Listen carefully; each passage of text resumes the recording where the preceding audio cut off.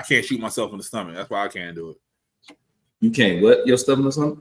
Shoot myself in the stomach with those epics. I can't do that. Oh. Like, I mean, I teach the motherfucking own, but I just don't see what the problem is. Like, if she did do it, and as you said, she got the next Netflix deal, she can afford to do it. Then what difference do it make that she doing it? Because you know when fans get invested in you as a person because of the products that you brought to them, they feel like they have a say so in your life. Hey, I'm finna tell y'all motherfuckers now.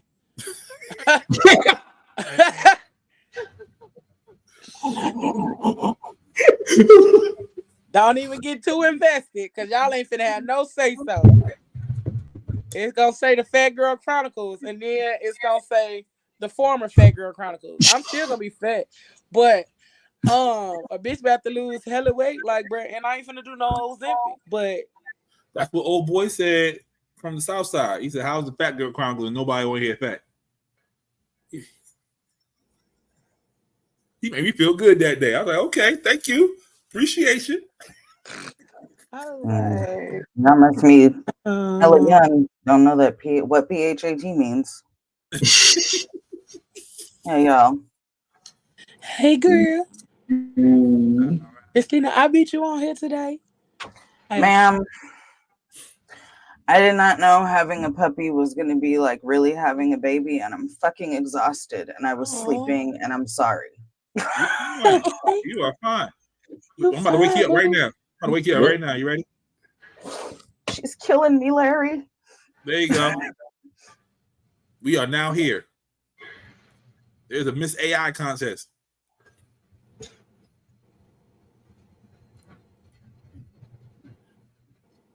Why y'all quiet? I mean, I'm thinking. So the creators win $20,000. Yeah. So you make the greatest AI woman that you can make. So this gotta be some shit who creates the best prompt type shit, because what? Hey, I'm sorry my brain went to this place, so forgive me, especially ladies on the show. But porn finna get real fucked up. Mm-hmm. Who? What? It's already there. Oh, porn? Porn. Crazy. Sorry, I thought I was on the clock place. I said corn. Yes, it's a coders. It's just for coders. That's it. Yeah. Well, and that's what I was gonna say was really, if you look at it, it's for digital designers. Yeah. And it's a specific thing. So yeah, it might seem strange from you looking at the picture, not knowing that that's AI, but in its own setting, actually knowing what it is and creating that, and that being the isn't everything? Yeah. And that being the nature of the contest, depending on how you look at it, it really ain't that weird. Mm-hmm. Yeah, people just want to better themselves. This is back with the Shonda Rhimes picture. Oh yeah. Yep. You know, on YouTube. And she didn't have no extra skin too. That's what makes me know she did it the right way. She don't have no extra skin. It's all tight. So she did it the proper way, or she got surgery real fucking fast. She was out. If she did have surgery, sis was out here in a fucking. Mm-hmm. She was in a isolation like a motherfucker. Okay. All right. Here we go with the bullshit. Man kidnapped woman, went to jail, kidnapped her again. Florida man, surprise, surprise, kidnapped this woman 2 years ago. Let him out on parole. Stayed out for 4 days. Took this woman again, ex-girlfriend at this time. First time she was the girlfriend. Now she's the ex-girlfriend. Kidnapped her again. I seen this happen. I saw that happen on Law and Order. There was a dude who raped a girl from the time she was like 16 up until she was older. Yep. And she never knew who the man actually was, but he kept being the same person. Mm-hmm. And she remembered finding her and raping her. I remember that. Yeah, because he would say certain stuff to her, and she knew it was him every time. Yep. Yep, I remember that one.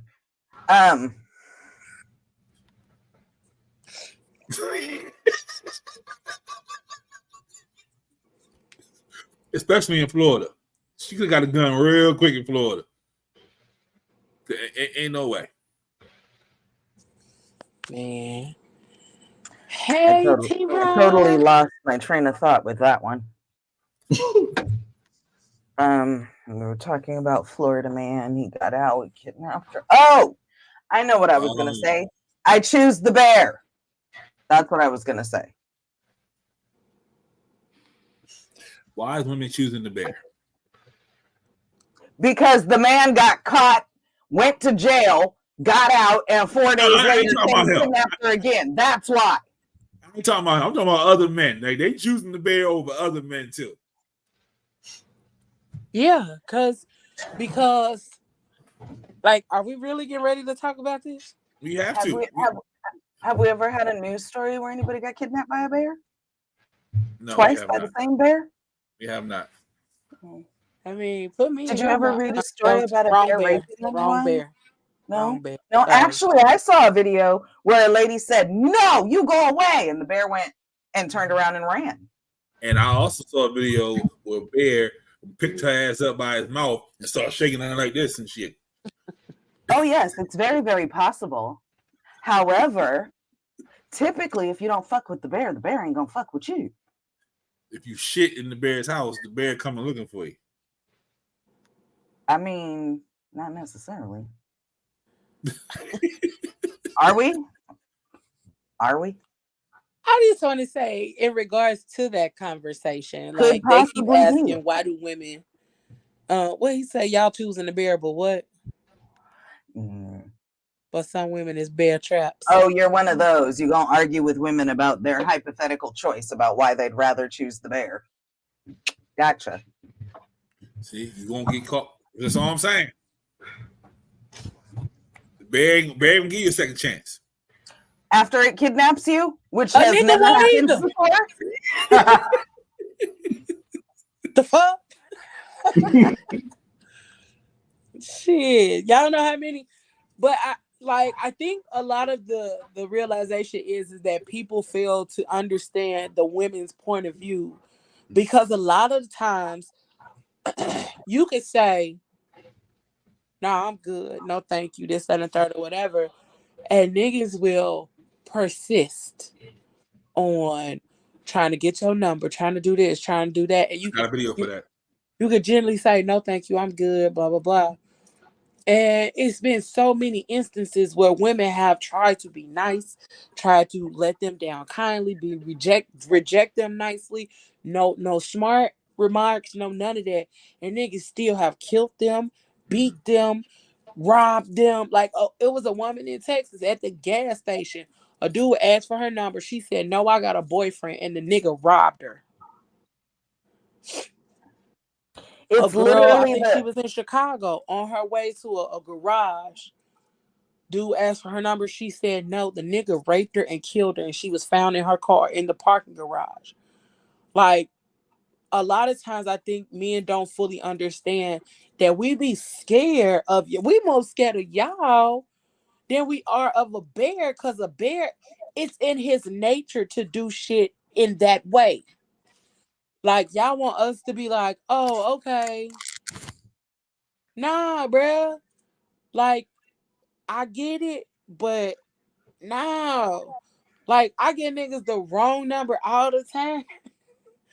Like, y'all might be like, "Lee, ain't nobody gonna do shit to you." I don't fucking know that. So I get niggas the wrong number all the time. They will get my Google Voice number. They'll get any other number but the right one. Most of the time. Unless you find that you got on Hoochie Daddy shorts, you might get the right number. But nah, just like see, he was on a roll. It is a for real thing that we are really out here nervous most of the time, because we don't know what type of response or action that we are going to receive simply saying by simply saying no. And I get it, like, you might not like the analogy, but it's still our reality. So 3 things. Number 1, I didn't mean to start this conversation. I was merely being a smartass. And of course, that comment, because of what's going viral, was just a comment. I didn't mean to start this conversation.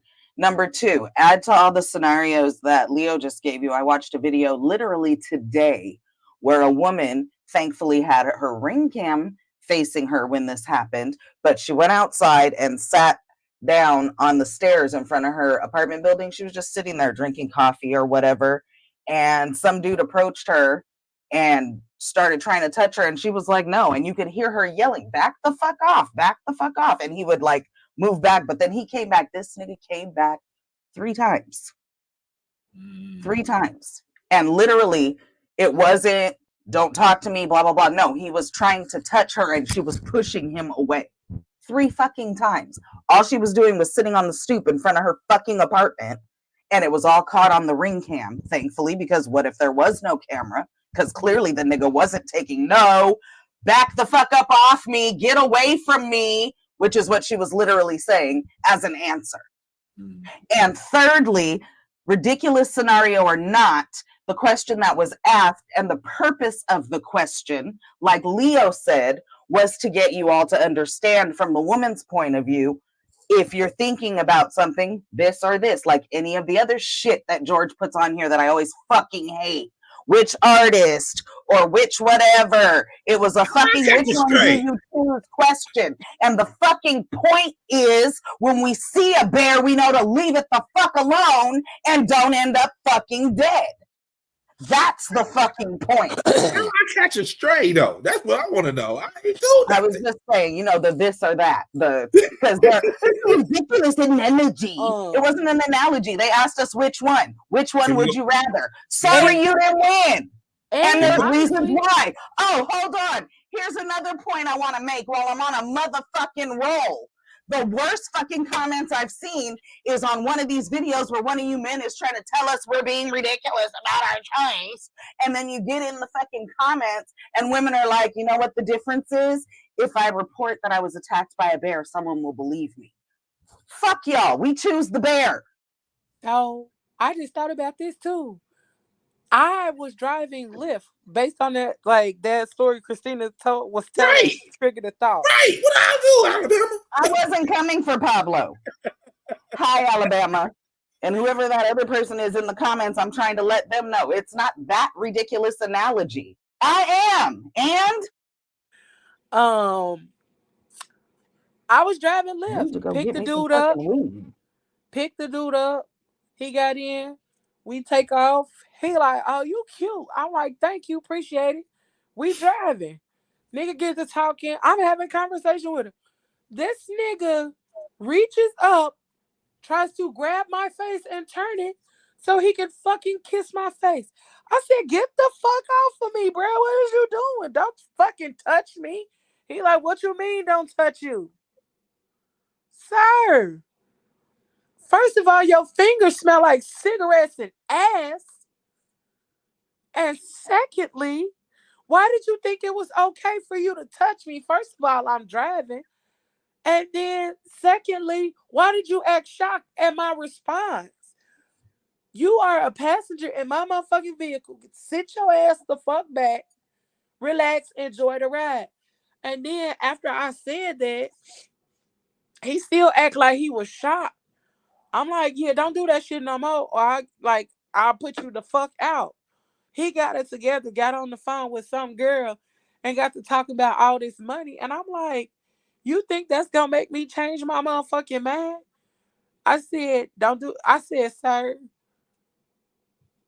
don't do that shit no more.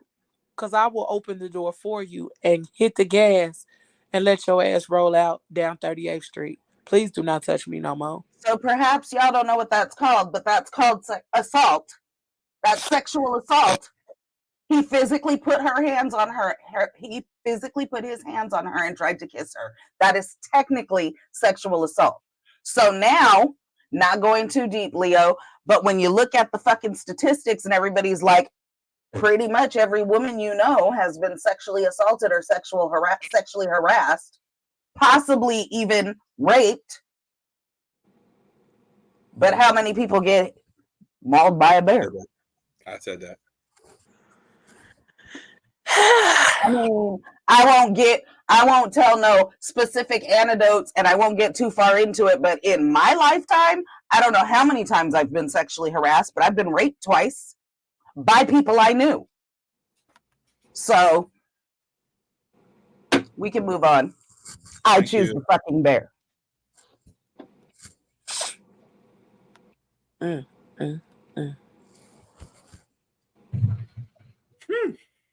lot of change. A Because lot I'm pissed the fuck off now. It wasn't even all that serious. Jeff Goldblum from The Fly in Jurassic Park and a whole bunch of other stuff. Say he's not leaving his fortune to his kids. Who you gonna So leave it to then? He said I he think give it that's to the charities. question. He's giving it to charities. They're I not was getting going to any. say, I don't have a problem with super rich people not leaving all of their huge fortune to their kids if they're giving it to charities and stuff like that, because the purpose behind it is something different. Mhm. It's very, very different if you make your own money versus if somebody else gives you money. And he's not saying he's not going to take care of them at all. He's just saying he's not going to leave them his fortune. Yeah. They're I mean, probably going to be well off anyway with whatever allowance he gives them.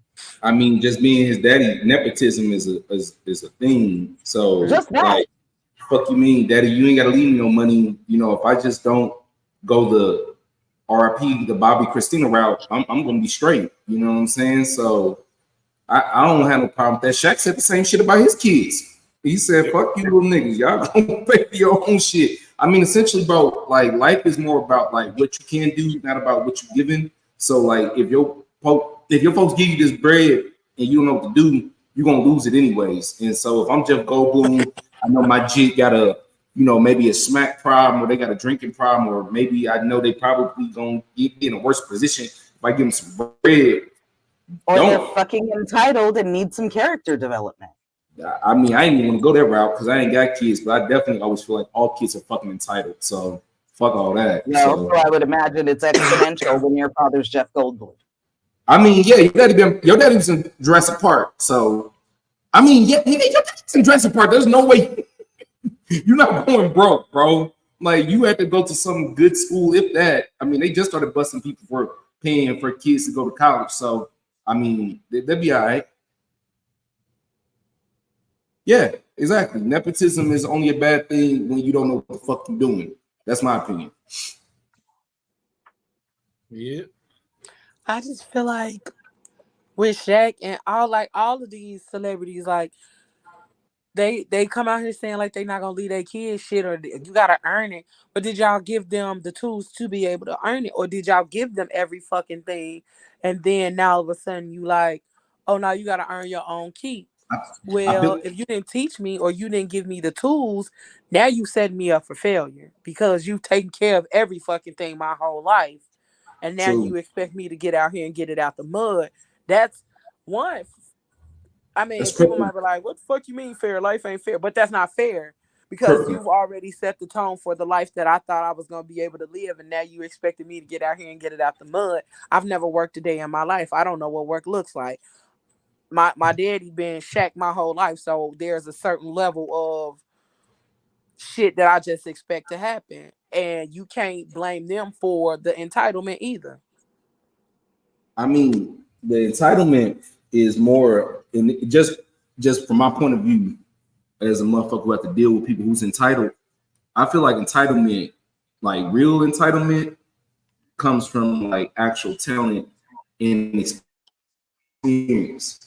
So if you just an entitlement motherfucker because your daddy was somebody, it's like really hard to keep that bubble even going past your own father. You know what I'm saying? Because I like even like unless your daddy died, you know, he gonna cut your ass down and be like, no, bro, your entitlement shit gotta go. You fucking up my business. So I don't really think that people that say this type of shit have kids that are entitled because they already know it's gonna put them in a position to have some bad press or some goofy shit come behind it. So I think you already know what's up. Like you probably been telling your kids for years, little nigga, get ready, little nigga, because that ain't leaving your shit, you know. And when I start saying this in the public, I probably have been telling you this your whole life. Like this ain't no bombshell. Like them little niggas did it out yesterday Daddy ain't leaving them nothing in the wheel. Like I'm pretty sure Jeff Goldblum probably finished Jurassic Park 3 and was like, Right.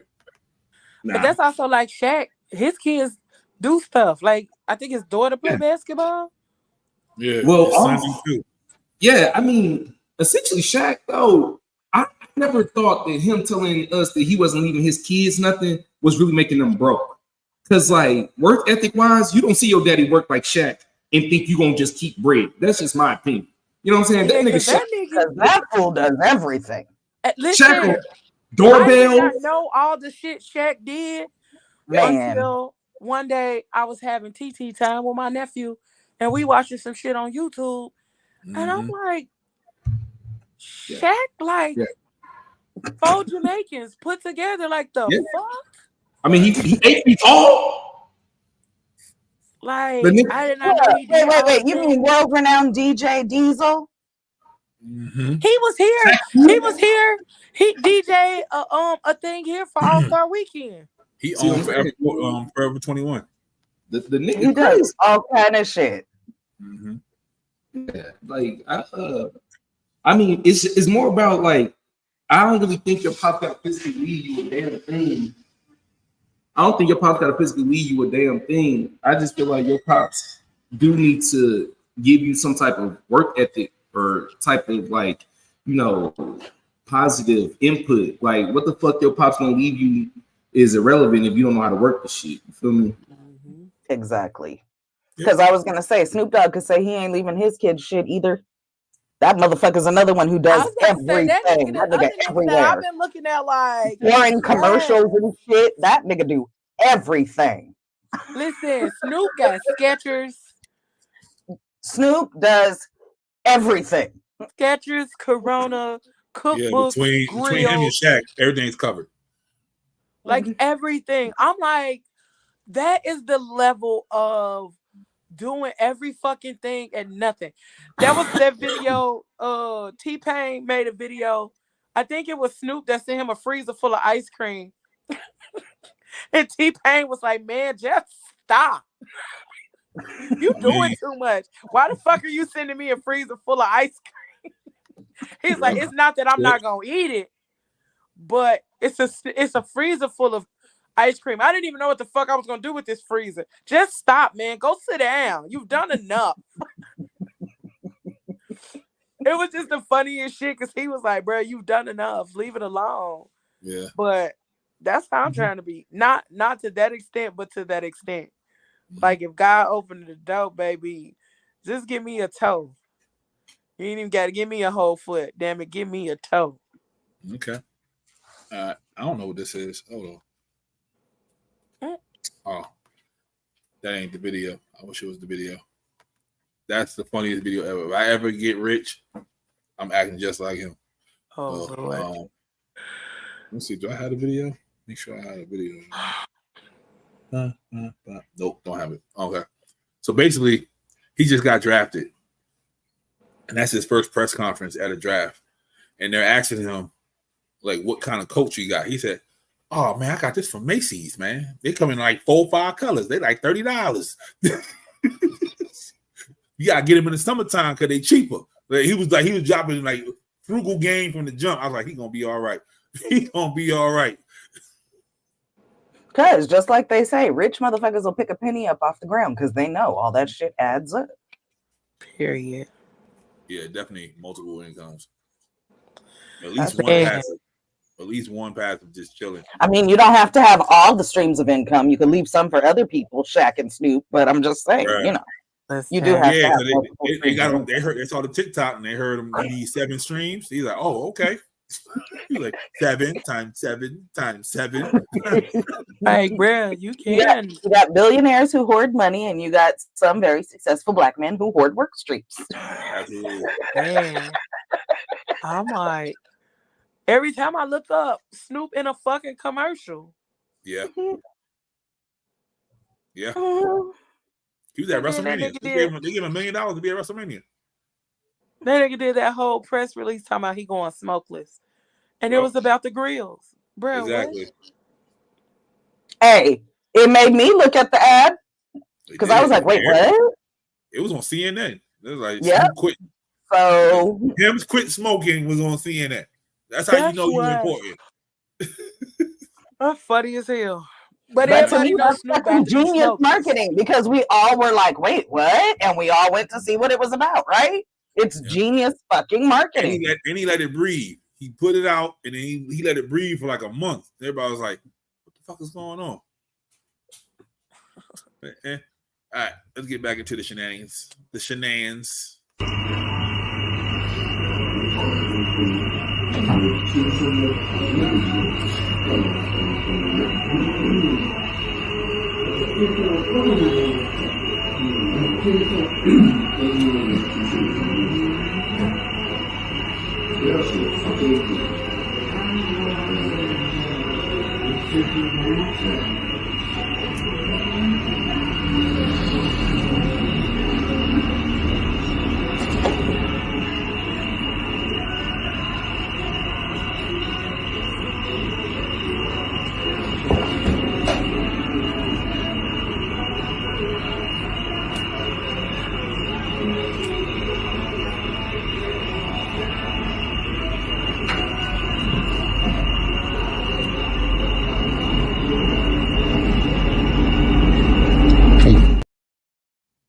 Pablo, I'm really fucking mad because I was waiting for the fucking results, bruh. I thought he was finna comb this shit out and put a do-rag on it and make it look like he had waves or something. And was this a white man or was this a Chinese man in the chair? I think he was Asian. But I've why the never had fuck y'all curls using before. Marcel's? Isn't that hot? Oh, I'm sorry. Sounds good. Does she need to eat? I'll feed her. She probably does. It's No, it's she hasn't. curlers. It's Hi, Marcel baby. You curlers hungry? for hair. Yeah. It's for their hair. That's what you get them black women get them tiny ass curls in their hair. That's what they used to use. It's definitely on point. He know what the fuck he doing. Mm-hmm. He kept pulling on my man's scalp what though. the fuck he doing? I want to know how that man was handling all that heat because you can't get too far, and the hair wasn't even long enough that whoever was holding it didn't even have to hold it for a minute. There wasn't no smoke either. Yeah, but white people hair ain't gonna be able to take as much heat either. That's what I was about to say. But also it'd be a lot of smoke from our hair because we use products like spritz and oil sheen and high heat. Yeah, one shower is over though. That's why a lot of y'all bald head now. I don't even need a shower. If he go outside and it's foggy, that shit gonna fall.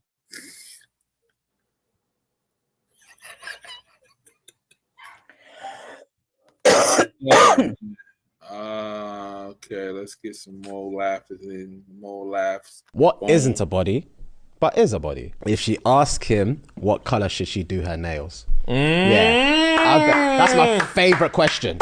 That's my favorite question. Because I will sit there and we'll deliberate. Yeah. Send me pics. Yeah, send me tones. Send me the tones. Send me tones so I know what's right for you. Yeah. I'm all about them things. That's me. Yeah. And when she said, you got boyfriend? You tell her yes. Yeah. He chose the color. He chose the color. Messaging him after his team loses. Follow up. Educating a woman about your football team. Ooh, yeah, you're taking time. Yeah. I'm investing time in you. Yeah, and she's learning stuff. Yeah. You're repeating back what I've said. Yeah. And you're asking inquisitive questions. Yeah. You're not asking boring questions. Yeah. You're taking what I said, you're learning, and you say, but does that mean offside is this? Yeah. Come here. Come here. Having a shared Netflix account. If you've got my password as a body, I don't care. Does she have the password or do you just put the password in so she can watch shit? It doesn't sound different, but it's different. Putting the password in on her thing so she could watch it. Yeah. And I leave and don't log out. Yeah. And then next time I go on my Netflix, it says continue watching and it's like selling sunsets or something. Body. Cool. If you continued the next day on my account and didn't log yourself out, body, you're my girlfriend. I was with everything to the last one. Because anybody got a Netflix account. That don't mean nothing. But he's saying, if I let you watch my shit, that mean I'm really fucking with you because everybody ain't got my damn password. We go together real bad. We go together real bad. Hey, listen, them first two, That's how I know I really like you. Mm-hmm. Them first two. If I'm up in the nail shop and I text you like, what color should I get my toes? That means I really like you and I really give a damn because I'm finna put these toes on your face later. So I want to know what you feel like looking at. Like, tell me what you want to look at. What color makes you happy this week? And if I give a damn about your sports team, knowing damn well I ain't watched sports in I don't know how fucking long.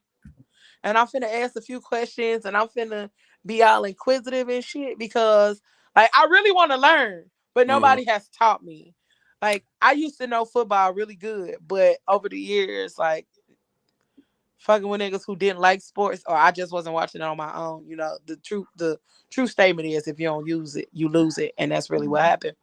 So yeah, if I'm asking about you teaching me about your team, whether it's football, basketball, baseball, hockey, whatever the fuck your sport is, if I'm really asking questions, that means I'm really into what you're into, and not because I'm into it, it's because I'm into you. Mm. And like everybody don't get that. Not at all. So I concur on what Leo said because I only watch football because Daddy likes football. We went to a Raider game because Raiders is his team. I don't like football. So the fact that I watch football, we went to the football game, all that shit is because I'm gonna get us all kind of memorabilia made. I bought us. You said you liked that. I bought us matching Raider sweatshirts before we went. Like, yeah, all that. That's because it's you. I don't even like football. I'm gonna get my sister to make you a mug. I'm gonna get us some cups.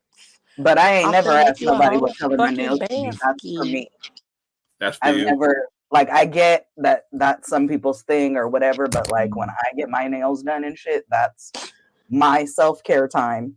That's my thing.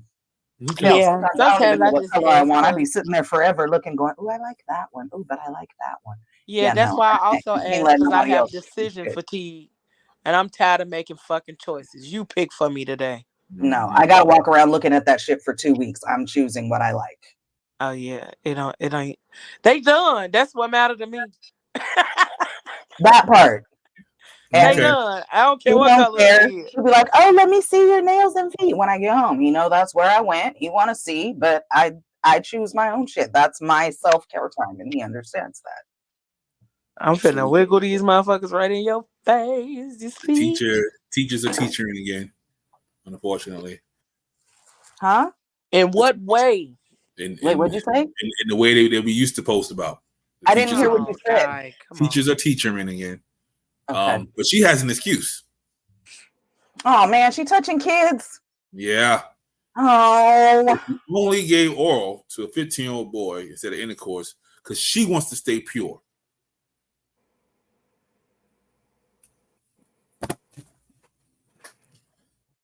Because intercourse keeps people. They you know what I mean? Why do people keep thinking it's all these fucking loopholes to fucking? It is. So the boy's pure, she's pure, we all pure. No, you're not. Because you put his thing in your mouth, ho. That is a child. Period. Like, just the fact that you thought I don't not like sports. I just don't like football. Some people don't like sports, but yeah. Yeah, no. I like plenty of sports, just not football. Matter of fact, we be watching the playoffs. Like, I like basketball. I like fucking, and then, well, anyway, I don't not like sports. Anyway, I lost my train of thought. What were we talking about again? 15-year-old. Why the fuck are you touching kids to begin with? Period. Point blank. Why are you touching kids? And then as a teacher, it's exponentially worse because even if you work at the school, you don't even have to be a teacher, but if you work at the school, you're a mandated child reporter, period, point blank, immediately. So why the fuck are you touching kids? What is wrong with you? Your responsibility is to take care of those kids. They're kids. Wait a minute. Hold up. Those. Alabama, what? Explain that one, Alabama. Yeah, I thought. Please, we're all waiting. I'm stumped. I don't want to lose my train of thought again. I think YouTube is delayed, and so they responded to parts of the conversation a little later. Oh, okay. I know, but I was trying to figure out what, because we were talking about what would that fit? I don't know. And sports and oh, I get it. His wife would kill the teacher, and he's bailing her out. Oh, okay, that makes got it. Okay, yeah. Okay, hold on. I mean, that kind of goes without saying, because I was right. Find out you touch my kid, I'm beating the fuck out of you. We all had a Rose Nyland moment right there. We like, huh? Alabama, you about to get kicked out of here, boy. You about to get voted off the island. Everybody was like, wait, what? You better get voted off the island, Alabama. Everybody had that look like. Explain yourself, Lucy. But now that we understand 100, we agree. Alabama, you know the age is different now. Like,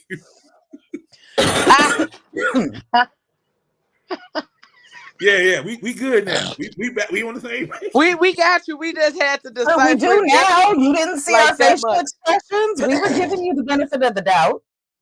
I mean, we knew that you wasn't saying that she was touching them.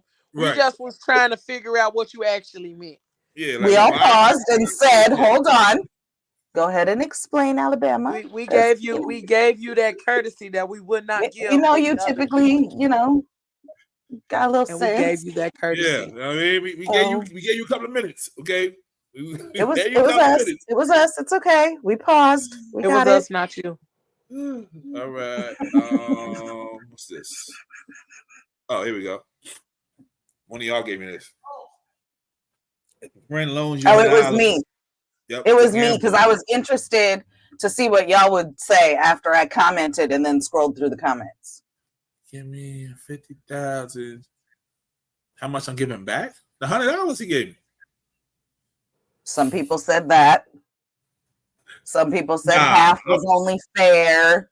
I won't give him half. Some people said other things. I'll probably give him like 5,000.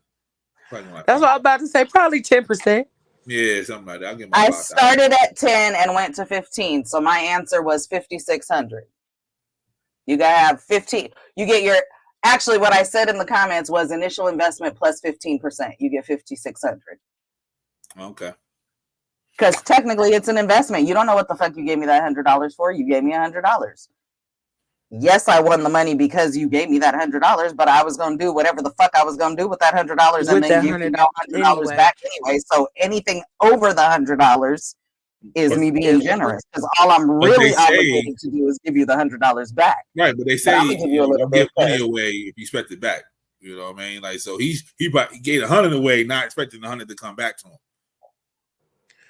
Yeah, and then you wouldn't even know that I won 50,000.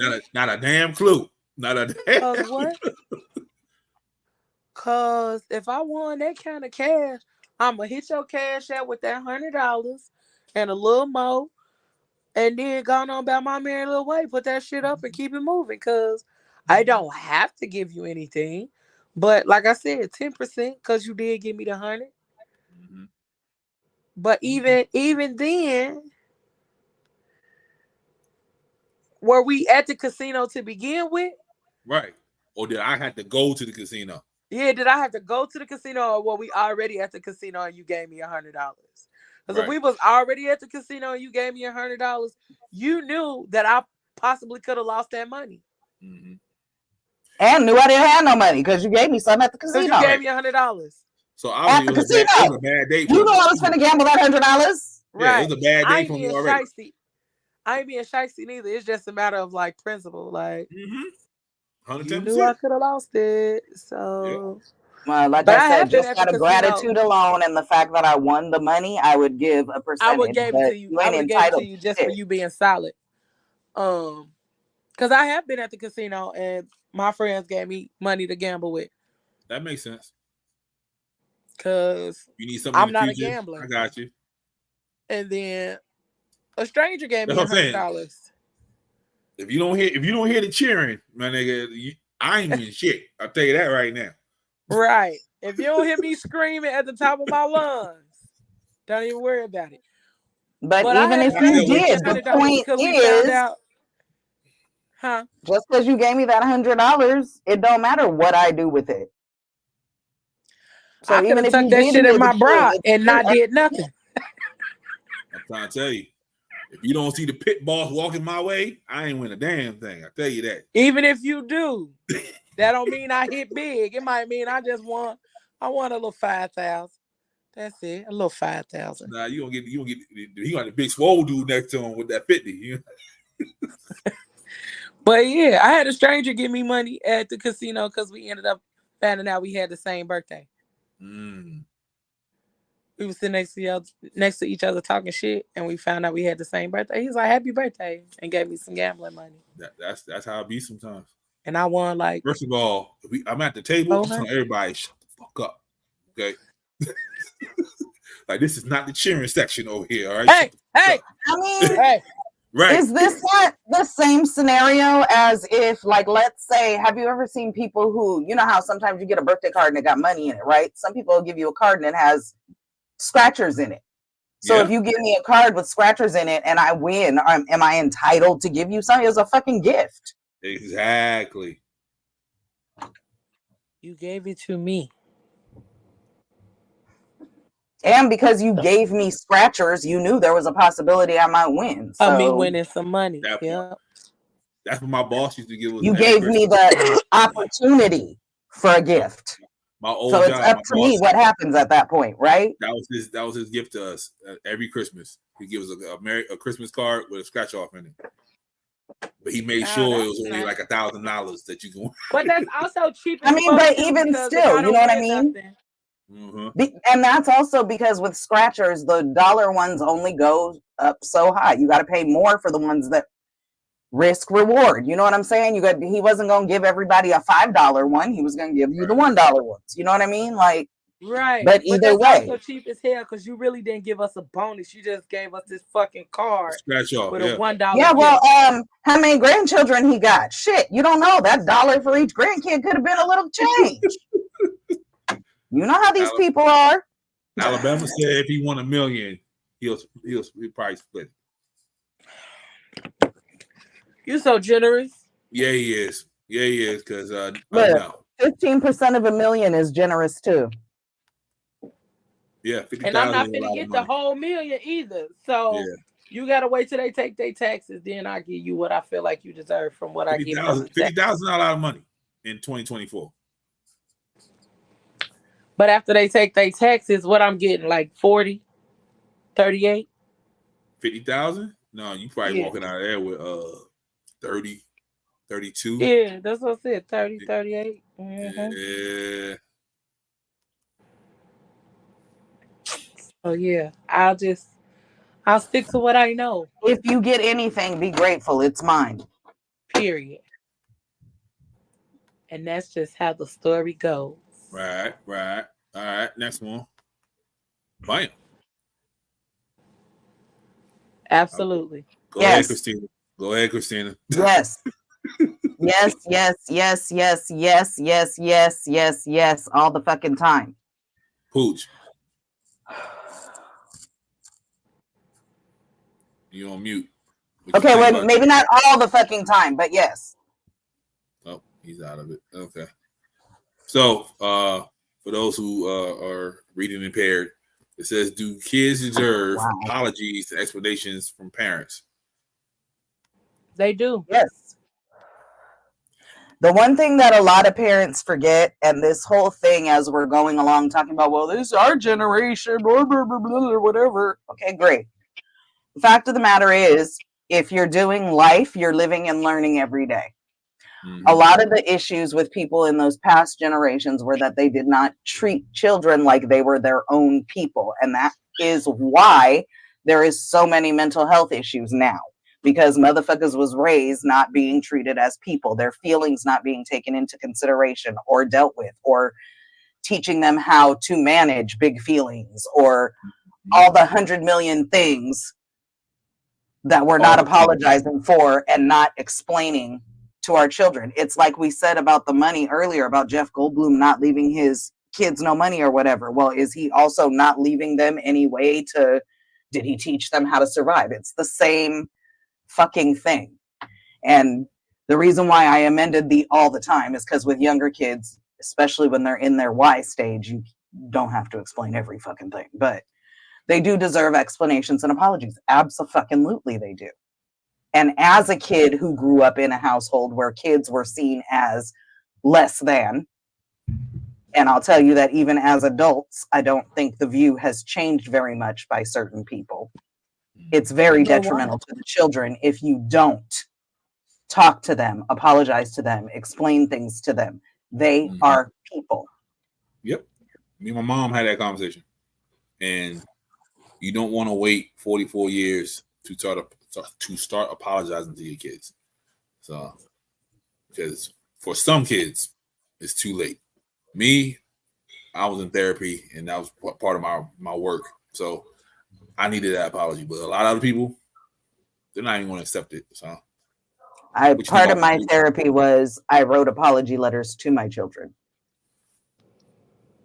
for things that I didn't apologize when. I mean, I did apologize to them and explain certain things to them as they were growing up. But as I explained, I grew up in a situation where even as motherfucking adults, certain people think that their hierarchy as a parent means that you're forever a kid and do what the fuck they say.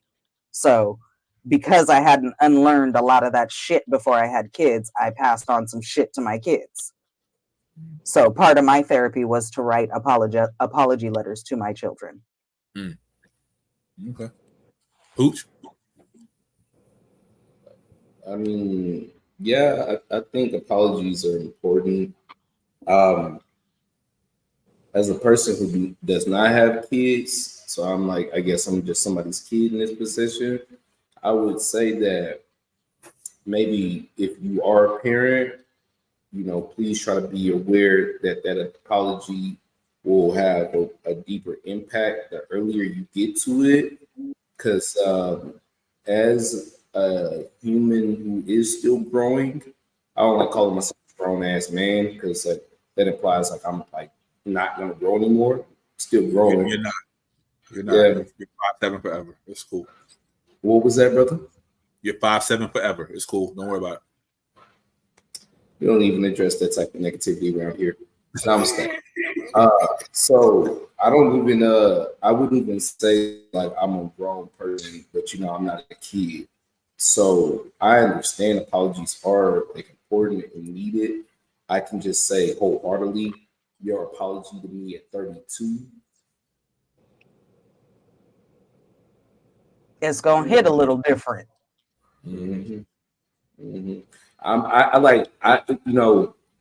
At 32, I can, and this is funny to even think about because 2 years ago, I would have been like at 30, like, nah, I don't even want your apology, keep it, homie. At 32, I would be welcome to an apology, but I'm still not like as forgiving as I probably know I will be at like, say, 42 or 52. But like at 32, like I just hear your apology out. That's it. I don't need nothing else though. Like you can just stop. Because to me, it gets to a certain point where it's like, why did it take 32 years?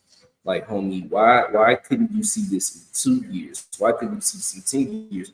Why didn't you, I was trying to tell you when I was 16, 18, 19, like, because to Christina's point, the only issue with apologizing parents is that, and I'm not saying this was your experience with it, Christina, but I'm sure there was a point where your kid was trying to tell you about yourself, right? Like that's the terminology you want to use. They'd be like, well, that's the terminology parents like to say. It's like, you trying to tell me about myself?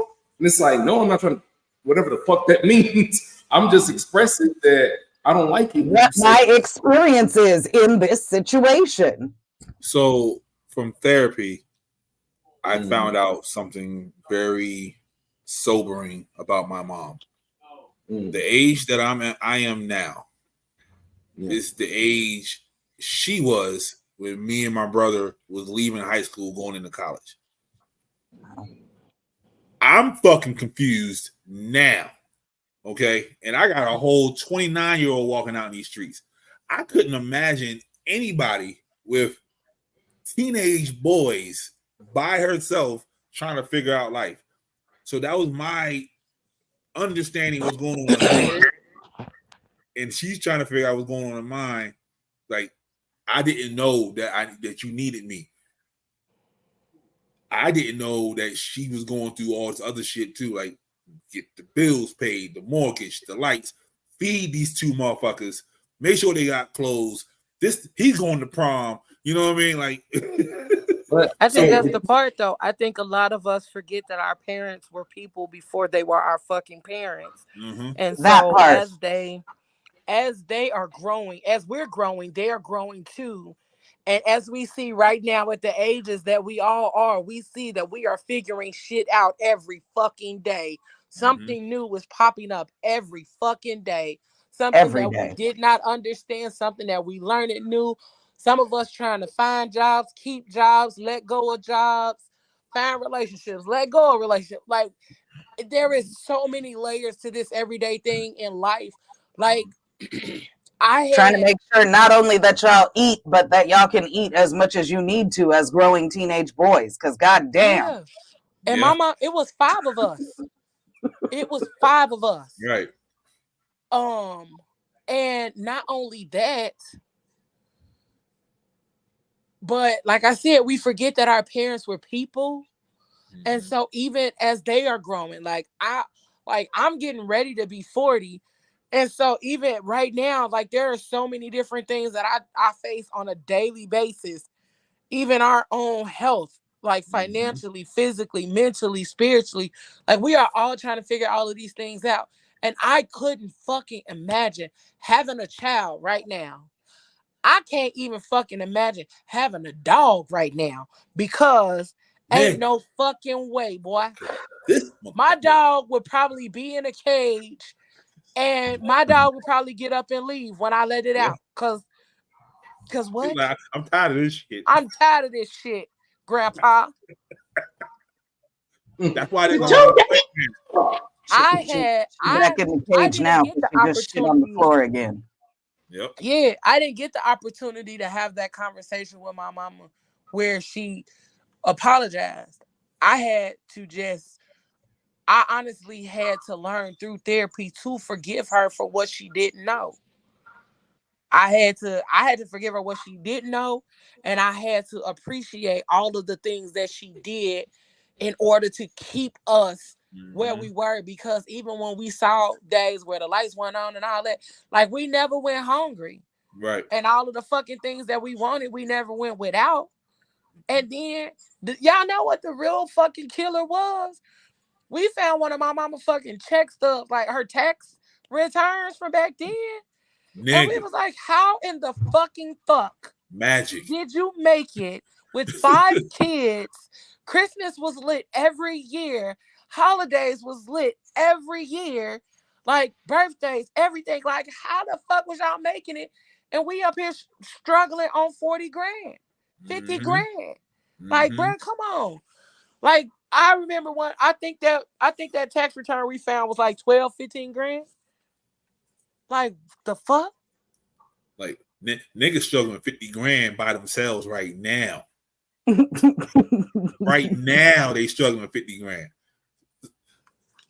I can imagine making 10 grand a year. 20, 25 years ago, 50 grand. Like, shit. My oldest child had a birthday in January. Yep, that's and me. It hit me. Yeah, his birthday is right around yours. And it hit me that my child is now the age I was when I had a child. And trying to think about him having a child right now, and like, yeah, nah. Yeah. Like, that's the crazy part. That's the difficult part, bro. Yeah, like, I have a fond memory of my dad on his 29th birthday. He was the most miserable black man I've ever seen in my entire life. I get it now. I didn't. Like, he had 2 kids at 29, and he had no money. This is not what his life was supposed to be. He was just sitting there like, at 29, I was like, He was thinking. He was trying to Yeah. figure out where he was going to supplement the income from because he got shit to worry about. And I asked my mom, I was like, "Why are you so upset?" It's like, he's not upset, baby. He's okay. He's when I hit That's why 29, Daddy's back in was always mad. right. I hit 29. I was in a 1-bedroom apartment trying to figure out life.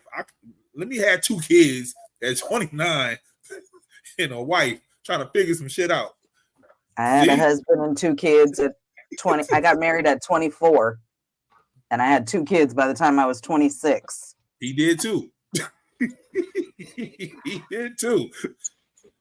That's why I'm telling you from experience. Your daddy wasn't mad. He was figuring shit out. His brain was constantly going because everything costs money, and these kids don't. And 2 boys too. Oh my God! These kids got to eat and eat and eat and eat and eat. I just, outside of everything I just said, what's even crazier is like how like mental health was like not a thing. And like I know for sure one of my parents, I'm not gonna say which one, but y'all probably guess. One of my parents is bipolar, and I fuck am I talking about? I know my dad was bipolar, and I know that was something he never got diagnosed with. And it's crazy because I don't know to the level extent of what his bipolarism was, but like Christina made me think about how when my dad was 29, he too had a second child, and there's a photo of him holding my brother. And I remember him looking like what you just said, somewhat miserable. But like as I sit here and these 32-year-old bones is kicking in and shit ain't like bouncing back like it used to, this nigga was not miserable. Christina's right. He was sitting there like, fuck, I got another child. My first child is 8. My newest child is 1. And then the nigga fucked around and had another child 3 years later. So now sitting at 32, you got 3 kids. Bro, it was such a, and if I could just add on to this, I think it's really funny too, because it depends on when you are like lining up with age with kids. Because I'm 10 years older than my sister, and I'm 7 years older than my brother. So like when my parents were like 35, I was like the 12th. And so I was like always a bigger kid. So when I got to about 19 and 20, I was like my parents' brother and sister. I'm sorry, brother. I'm to my sister a while back. I like their brother.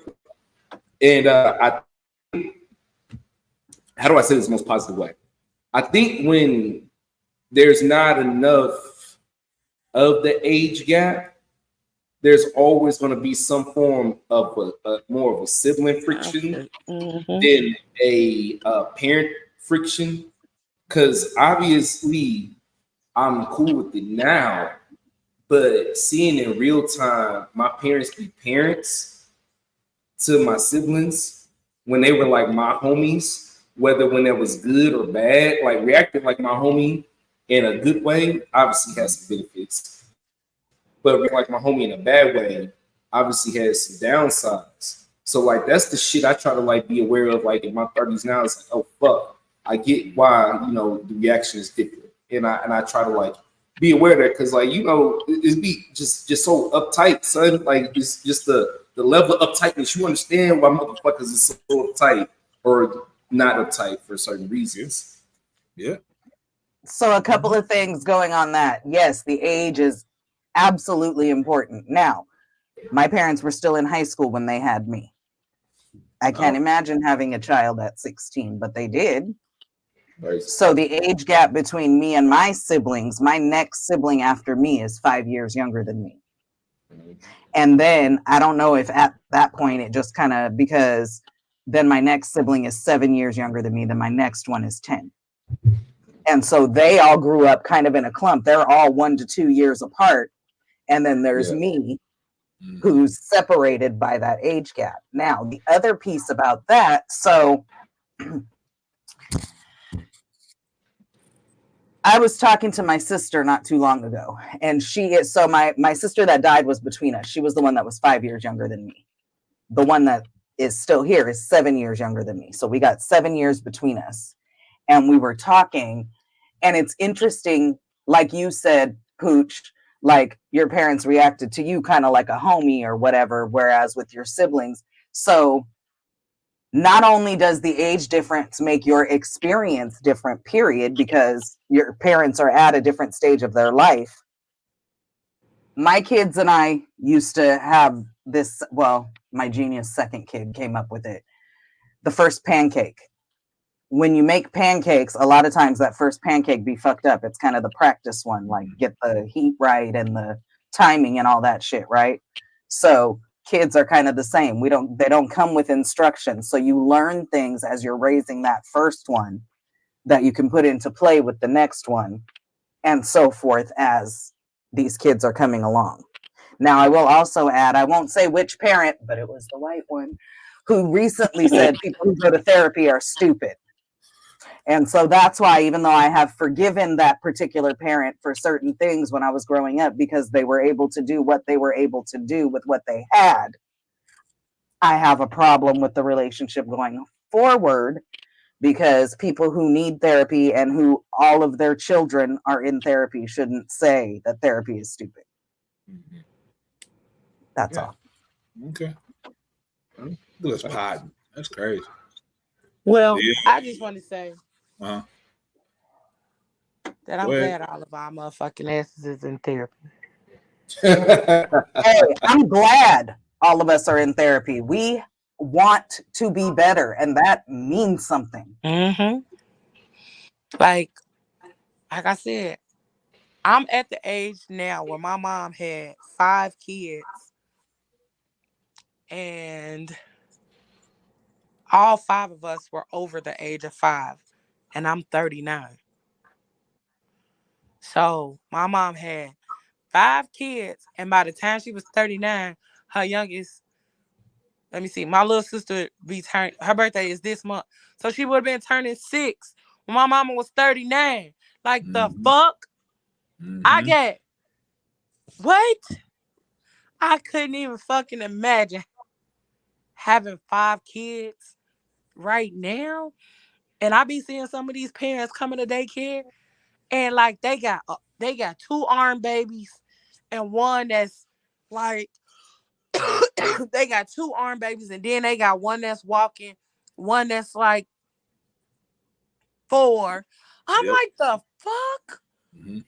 Y'all didn't let them 6 weeks pass, did you?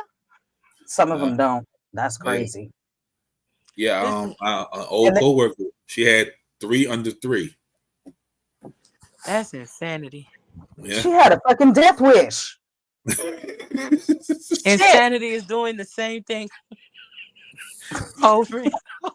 Yep. Yeah, 3 under 3. Man, and I only had 2 kids, and all that fucking time I had them 2 kids, all I kept thinking was, I don't know how these motherfuckers do it with 3, 4, 5, 12 kids. What the fuck are y'all doing? Yep. This shit is hard. And all of us were like 3 years apart. We like 3 years apart, almost exactly. That's actually kind of a good age if you're going to have another kid. 3 years apart is kind of a good. Yeah, because that's a good. You'll always have somebody developmentally and stuff. Yeah, all of that. But even from the mom's point of view, like by 3 years old, that kid should pretty much be potty trained, kind of starting to get a little bit of independence, and old enough to where you can start preparing them for another baby, and then they'll, start falling into that or whatever. I couldn't prepare my first one for the baby. I just want to say that. I mean, I did as best I could, but they were only a year and a half apart. So how much did he really? I'm not the baby. You know what I'm saying? Yeah. I literally have video of my oldest son. My father-in-law is holding the baby, and he goes, look at the baby. And my son goes, yeah, baby, and walks away. He's not even 2. Yeah. All right, Leo, you ready? Sure, let's go.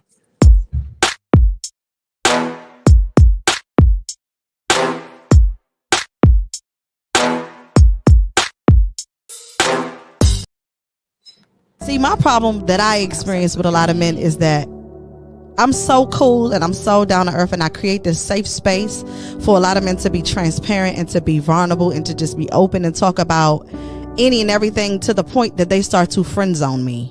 Oh, that's happened to me too.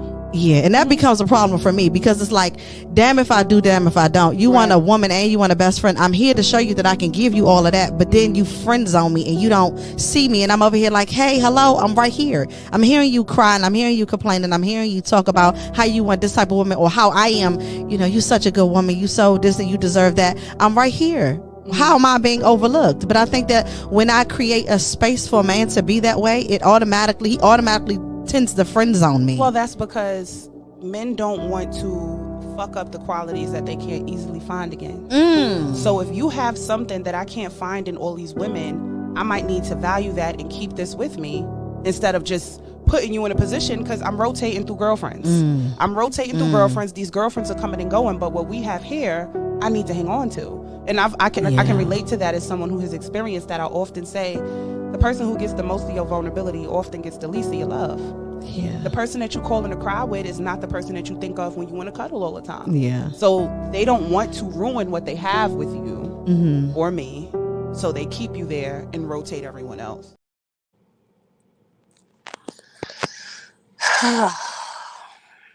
I think that's an excuse.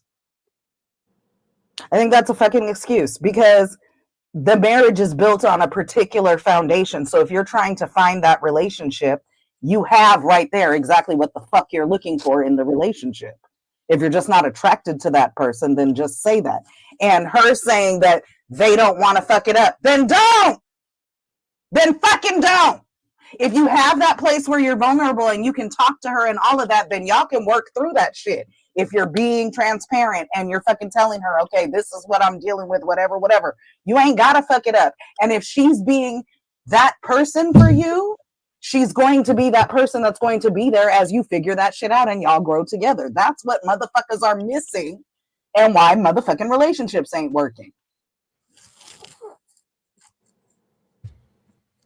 Go ahead, Leo. Go ahead, Pooch.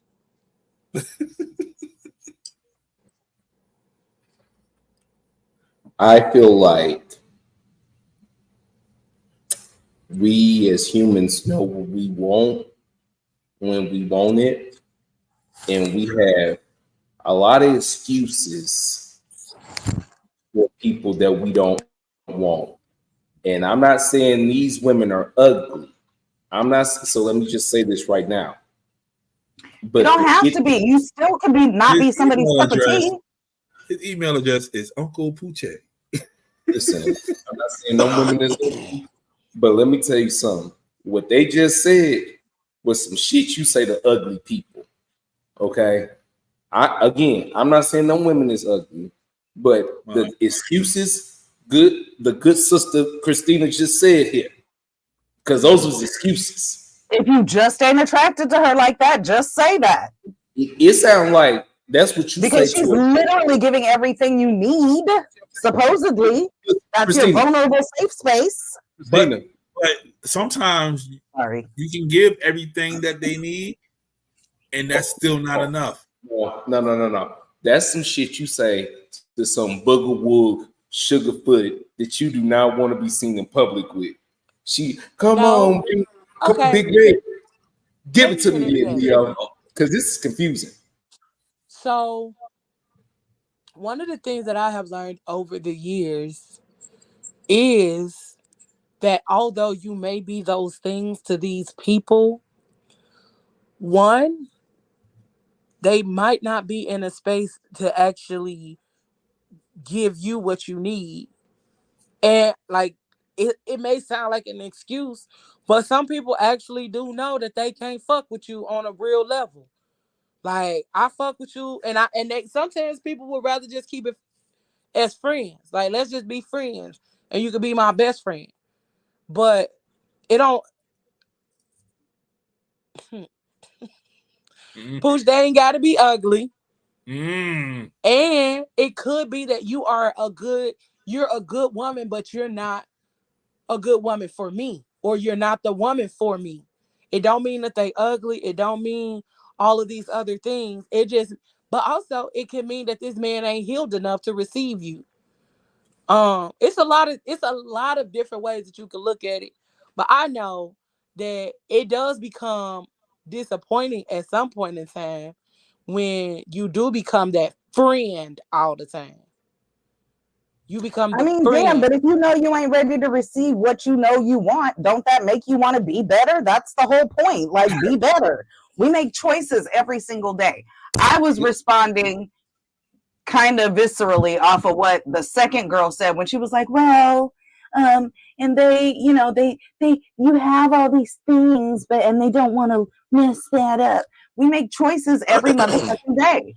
You choose whether to fuck your shit up or not. Miss Doris got a point though.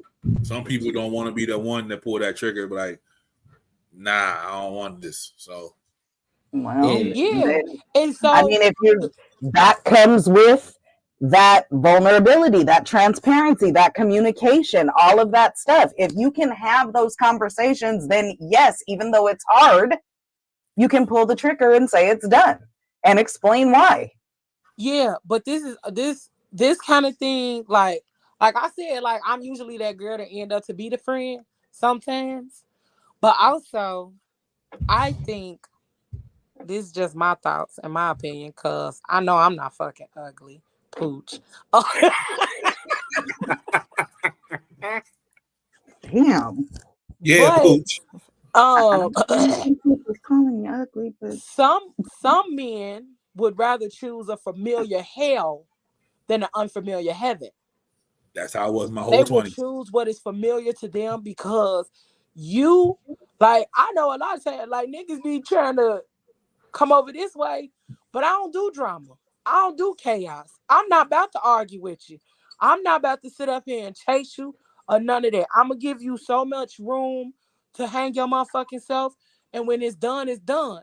But, again, a lot of times men pick familiar hells because something unfamiliar takes too much healing and too much work to be done. So I don't want to do that. Too much self-reflection. Yeah, too much stuff I gotta do. Too much inner work that I need to do to be with a motherfucker like you. So I'm gonna just make you my friend because, and that's what I think she was trying to say, but it just didn't come out that way. But I'm gonna just stick to my familiar hell. And I'm gonna rotate all these bitches because fuck hoes get money. And, and that's what I feel like doing in my life. I don't want to heal. I don't want to be healed. But I do want a bitch cry moan and groan to you because although you exactly what the fuck I'm looking for, I don't even know that's really what it looks like. Right. I don't know the shit I keep saying out my mouth that I want. I don't even know what the fuck that shit looks like, even though it's exactly all the fucking things that you're doing. But see, here's the other thing too. If I'm your vulnerable safe space and you keep coming and venting all over me, I'm going to be telling you how your unhealed ass out here recycling girlfriends needs to fucking figure some shit out. So it's only going to be too long that I'm going to keep listening to that shit. Now, that don't mean I ain't going to be your friend. That ain't going to mean we can't still talk about other stuff and all that.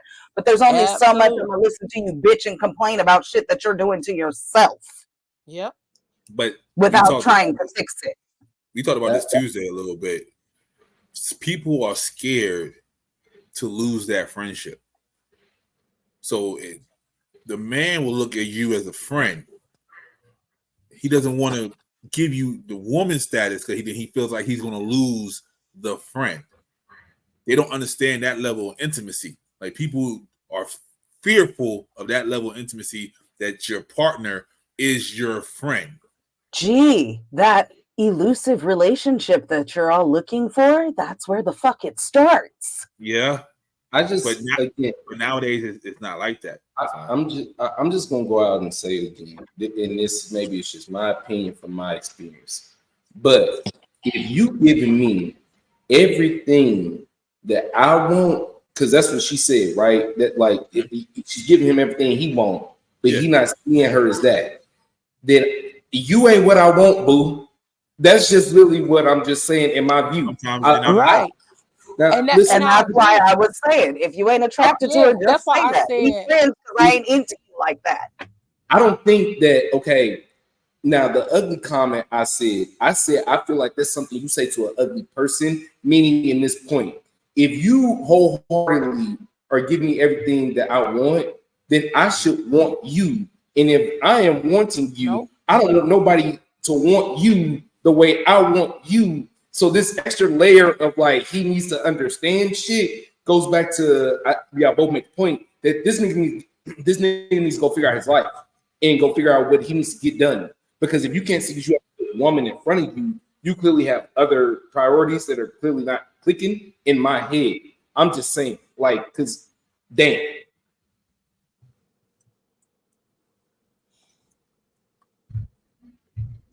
I agree to an extent. That again, I think it also goes back to the fact that like you could be everything I fucking need, but I just don't want that from you. Yeah. And I think that's because obviously there's levels. Same thing. So on some level, you're just not into them on that romantic or physical. That's why I said I agree to an which extent. is fine, but that's what I was saying from the beginning. Okay, well then just say that. Like, say that. Just say that. This is why my motherfucking ass had to rectify how I date or how I choose people to make my safe spaces with, because I found myself being hurt by being in those safe spaces, or we both created that safe space with each other and we was out here like really fucking with each other in that way, but it was certain factors that didn't allow for that space to move any further. I'm gonna just say that for that one situation. It was a lot of other factors, but a lot of times I had to recognize, like, bitch, you are a healer, and that's what the fuck you are. So you gonna attract a bunch of motherfucking people who want to be healed and who want to be loved on. I'm a natural lover. Mrs. Lover. I'm a natural lover. So it's easy. It's easy for me to love on people. Like, even motherfuckers that I don't necessarily know. Like, for real. Like, it's easy for me to love on people because that's just the type of motherfucking person I am. That's how I was raised or whatever. And so that's how I am with people. I love on people. And it's easy for me to attract people who want to be healed and all that other kind of shit. But once you come over here, a lot of people don't recognize that, bitch, just because I'm over here helping you to heal, that don't mean you ain't got some shit to do on your own. And a lot of times they fight that shit, they deflect. And then even when I tell motherfuckers like, oh, you one of them motherfuckers that's used to chaos. And they be like, no, I ain't used to chaos. I just, nah, baby. It's so normal for you, you don't even recognize it as chaos. Yeah, because the minute I'm not arguing with you, I ain't fussing and fighting with you. Like, you want to start an argument. You want to start a fight. You want to nitpick about some bullshit. Sir, if you don't get the fuck out my face. Or do little shit just to see what your reaction is. And because you don't go outside and slash their tires, that means you don't love them. So people choose familiar hells because it feels good, it looks good, and anything else outside of that. Know. Yeah. So when you know better, you do better.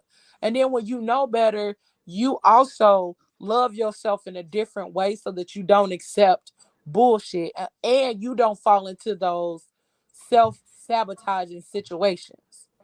But again, that's why I'm in therapy. And so now I ask a bunch of different motherfucking questions based on time frames and time stamps. Oh, okay, we've been talking a little while.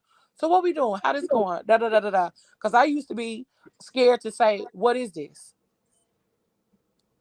I used to be scared to say that because people used to tell me all the time, you don't say that because they automatically think you want a relationship. And I used to be like, no, I mean, I just want to know what the fuck we doing so I know how to compartmentalize my fucking feelings.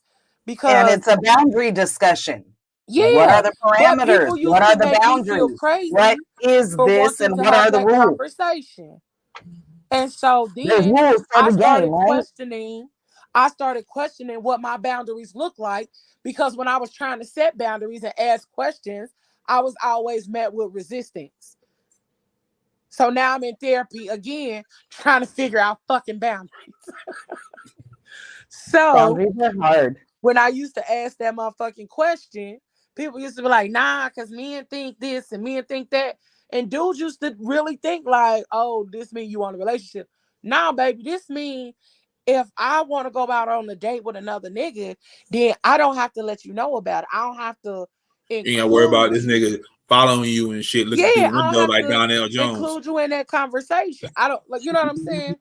I don't have to like consult you about the things that I'm doing if we just friends. Because I don't consult my friends about going out on dates unless it's my the same shit as when you get invited somewhere and you ask who all gonna be there. Like, you fucking planning your shit. Like, it's not okay. Well, so it's time to be in a relationship now. Let's put a title on it. No, it's okay. This is what's happening. What does that mean?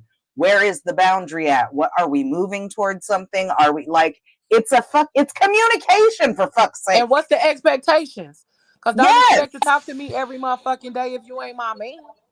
Do you go into a meeting and not have an agenda?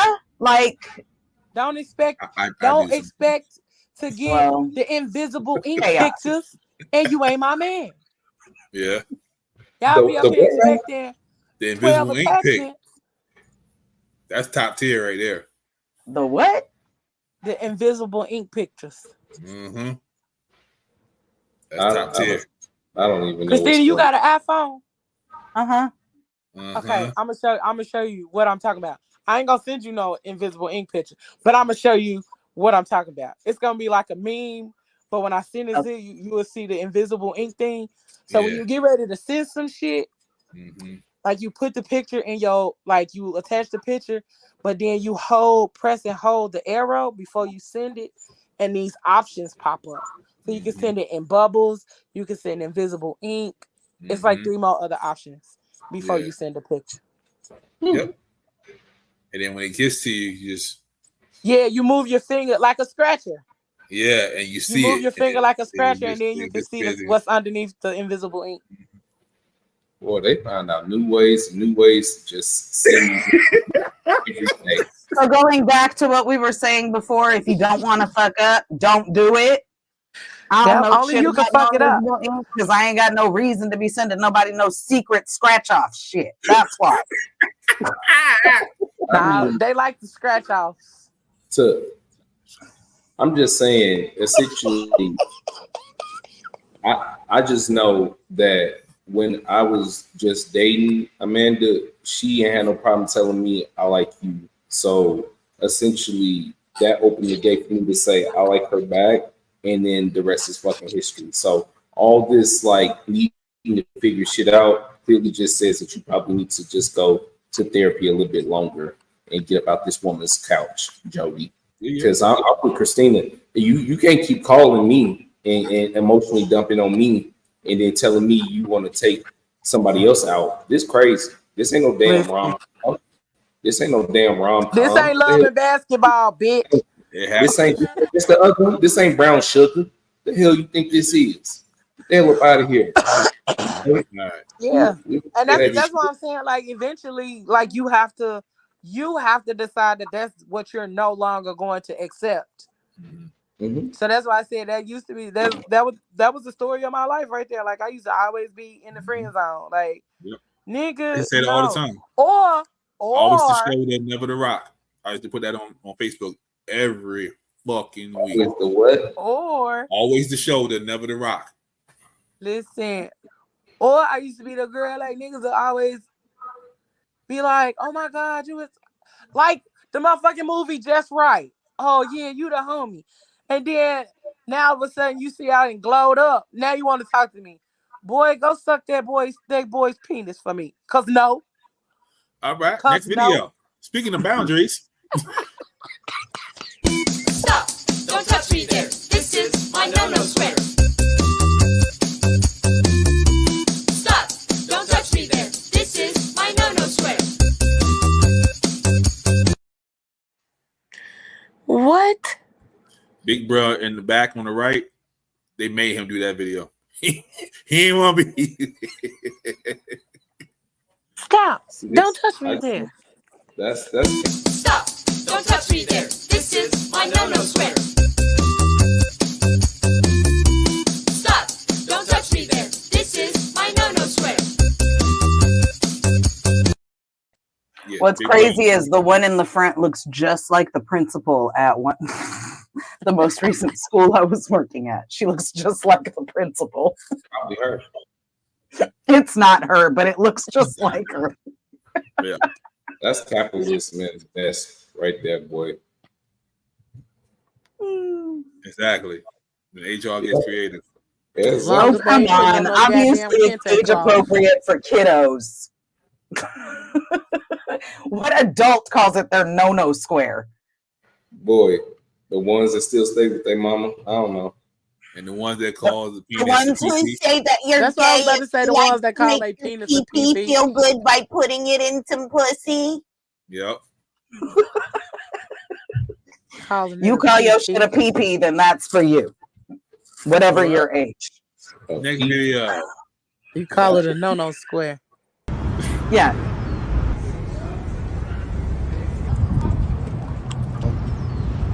Hey, let me holler at you real quick. Who, me? Yeah.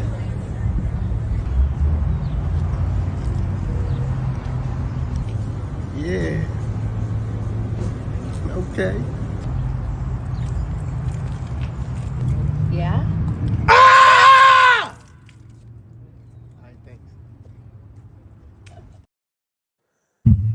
I would have punched his thick ass in the throat. I ain't gonna Look lie. here, Cole. Look here, Thickums. If I was a woman, I would give him my number just for his creativity. That shit was funny. That shit was funny, but I would have been mad had it been right in my face like that. Look, Darnell Rollins. Look just like that nigga from Dave Chappelle with braids. I'll punch your thick ass in the throat. For real. Cause don't holler in my goddamn face. I done walked all the way over here and you gonna holler in my goddamn face. Yeah. Them glasses would have been crooked. Yeah, as and hell. the way my anxiety works, you would have scared the fuck out of me. Who knows how I would react? Hilarious. And I wouldn't have responded to no, hey. Yeah, that was wild. Yeah, kind of. Yeah, that was wild. All right. That's what I was thinking when she was walking over. I was like, who walks over like that when somebody says, hey, let me holler at you? That's not even. Yeah, that's You wild. don't get the fuck on. All right. We're gonna end this on a good note right here. We're gonna end on time this week. We're gonna end on time. Oh, are we? I think so. Oh, okay then. Maybe. You didn't get my message for my scream? It's only a minute, though. I ain't going to really scream. I just wanted to make a point. Yeah, I got you. I'm grown enough to know that love doesn't last forever. When the relationship ends, I like a parting gift, a child to remember the love we had. I have 4 baby mamas now, but my recent ex refuses to get pregnant. She knows I'm a great dad, so why deny me? Is she secretly lesbian? What kind of woman hates children? Is this a Chicago thing? Thoughts? No, this is a common sense thing, sir. She ain't trying to be the 5th baby moms. You don't even win a medal 5th place. What kind of breeding kink shit you got going on over there where the parting gift is you spraying up the walls and leaving them with a seed, sir? What kind of Nick Cannon vibes is you on, sir? That was literally the first thing I thought. Did Nick Cannon write this shit? First of all, the nigga talking about a parting gift, like it's the centerpiece on the table from a wedding. Mm-hmm. Like what? What? I mean, that parting level of gift? audacity already, but then to continue with my most recent ex refuses to get pregnant. Is she a lesbian? Are you a fucking idiot? Well, clearly. Hey, all I'm gonna say is, at one point in time, I don't know what the fuck where I was or what was happening in my life that I kept attracting these men that had like 6, 7, and 8 kids, and they was all talking about, oh, you should let me get you, sir, for what? I said, no, cause I'm a selfish type of bitch. My baby not about to be number 9 and 10 on the goddamn roster. You not about to. You die, and now my baby gotta wait till all the money is dispersed from the first 9 before they get theirs. Sir, no. And they gonna question yours. Listen, Also, no. sir, I have questions about your fucking way of thinking, period. Like, you already got 8 other kids. How many baby mamas you got? What the fuck are you doing? Listen, I was What are you asking all doing? the questions, Christina, because I was like, why? What? Why do y'all think? I know I got these childbearing hips, but ain't no fucking way. Also, do you realize once you get somebody produce number 10 pregnant, that a baby then comes from that, and then it's a baby that somebody then has to take care of, and then it's a whole human? Is there a disconnect there? Parting gift. And then one of the niggas kept saying how he hated helping his daughter with her homework. What you think you finna do with number 10? If I was gonna ever let you get me pregnant and have number 10, nigga, you gonna do some homework. So that lets me further know that the answer is no. The answer was always no, but based on the hypothetical situation that went on in my head, the answer is hell no. You ain't the daddy material I'm looking for if I wanted to have a baby. I could be desperate to get pregnant, and I ain't gonna be looking for you to do it because you ain't the daddy material I'm looking for my child. I will go get a turkey baster. Yeah, maybe before he I don't know. let Maybe you be the dad. can't do the work. Well, that's also a problem. And that's also right. I was about to say that also because we're learning and growing here in these parts. Further lets me know you're not about to be the I've had to Google to help my children with homework before. And all you got to do is tell Siri what the problem is, and she'll look it up or give you the answer. Man, it got to a point by the time my youngest one got to high school, I couldn't even help with homework no more. That kid way too fucking smart. Yep. All right. Hey, Pablo, we going over today. Okay. Just one more. We'll be done by 10:10. 3, 2, 1.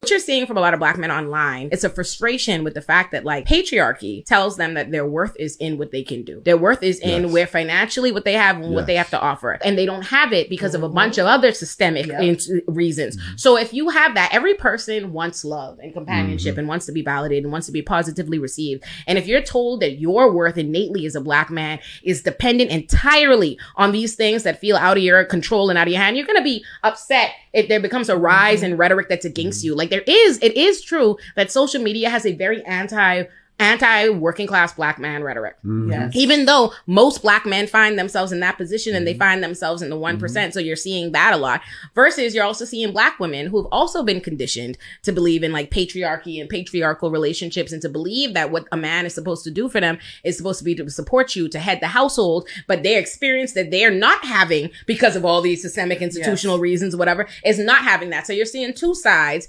mad at each other for a larger systemic issues and reasons and the absence of things and love and relationships that they should be able to have, but no one's talking about that.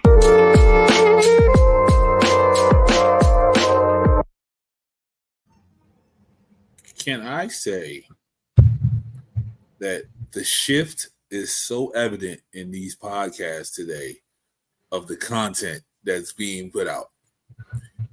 2 years ago, Tahoe would never had that conversation on his show. We out here trying to grow and learn, baby. Grow and learn. They know I people mean, getting tired of I the don't even bullshit.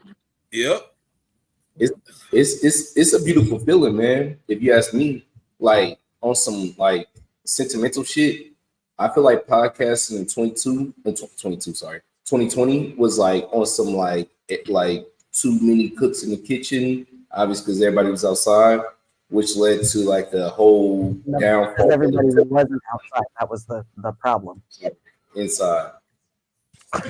He said right. Oh, that was the Everybody was inside making videos. Yeah. Yeah, now it's we don't see that bullshit no more. Got quality over quantity now. You know, it's been too long. That's great though. Like even the motherfucking skin look better. I'm happy with them. Yeah, there's no shade. They look better as people. Like they definitely look way. Yeah, they on the whole. Yeah, but that's all I want to say. I don't give a damn about the We're conversation. learning and growing out here, folks. Learning and growing. They absolutely are. I do like her point though. I do like what she said. I agree with her 100%. That's why I just put up the most there's nothing to talk about. Yeah, there's nothing to talk about. It was just I know great to it's see pale, Tahoe but- growing up. That's all. It was great to see Tahoe growing up. So, it's hope for all of us. Peaks and valleys. Peaks and valleys. I've cried, I've laughed, I've been mad. Cruz is being sued for $17.31. Why? Well, this man, 37-year-old Brandon Vesmar, says she ruined their date and his movie-going experience. Vesmar spoke to us Tuesday, and now Cruz wants to share her side of the story. She says he exaggerated about how much she was texting during the movie. Cruz says she only sent 3 text messages to her friend and tried to be discreet by holding her phone close to her. That's when she says things escalated and Vesmar asked her to stop. I leaned back over to him and I said, well, I'm just gonna go. But things didn't stop there. Cruz says Vesmar went to great lengths to find her on social media. He messaged everyone on my Facebook with the last name of Cruz. He messaged them to look for me. Then a lawsuit was filed. Let me move on with my life. I'll do whatever it takes. And Cruz did just that. I will love to give you your $17.31. The two met for the first time since the date Thursday on national television. Vesmar has agreed to drop the lawsuit, and Cruz, well, she says she learned to be more careful dating. Boy, somebody trying to get a career off something. And again, y'all asked why we chose the I bear. choose the fucking bear. This nigga followed her, went to her social. This nigga cyber stalked her motherfucking ass for $17.31. Boy, if you don't grow up, I would have threw a 20 at him so you can use the rest of it to pay a motherfucker to give a damn. Bitch, what? A lawsuit?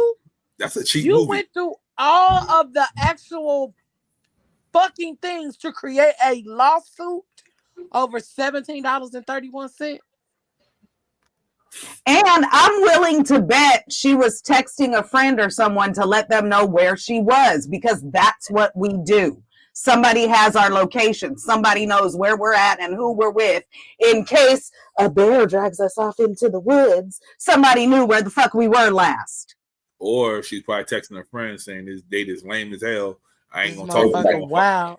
Exactly. That's what I was feeling. He probably Like, shout out- texted her, bitch, call me so I can leave. So I Yeah, can leave. that's probably what that was. Like she was definitely like, look, this is why I gotta get off Tinder. You know what I'm saying? Like this is why I gotta get back on the black app. Goodness gracious. Not be okay. I'm at the love of my life on the BLK app. It's a great There do place. be a lot of white people on BLK though. I met my lady on there. My man said, she said he messaged every cruise. You know how many motherfucking cruises there are on Facebook? Bro. The ones on her page though, like you know how many motherfucking people that had to be too? Yeah, what I wanna know is what was the message? Like, do you know Penelope? Do you know That Penelope? he clearly can't take rejection and is very fucking controlling because he did all this shit because she sent some text messages. Bruh, like Fucking unhinged ass. That's the kind of shit that make you want to just go Look for a bear. be How do you unhinged how do you and message that? Like, yo, I'm looking for such and such. She owe me some bread. If you know her, let me know. Nigga, And that's meet me at gonna the ATM. I'll give you 20 right now and then go the fuck away. You imagine getting a DM about your sister. Your sister went on a date with me. Okay, nigga? She owed me $17.31. What? Hey, the Cruz family reunion gonna be lit. They all gonna be laughing at his ass. Oh, I'm killing her. I'm killing her at the reunion. Like, Blaming you. Like, she hey, gonna yo. leave. She about to Hey, yo. leave when I get there. So those It's not her fault he's unhinged. Damn, the fact that he That's had the to type of shit hunt that her makes you down on revenge, social media tells me it bust was his a windows first type date. shit. I just want to know who swiped right or left on each other. This is like who set up the date. Like it's kind of crazy. I don't know, but she regrets it and wishes she chose the bear. I'm thinking he swiped, and she just was desperate. But she had to too in order for them to match. Yeah, she just had a bad night, and she just linked up with bro.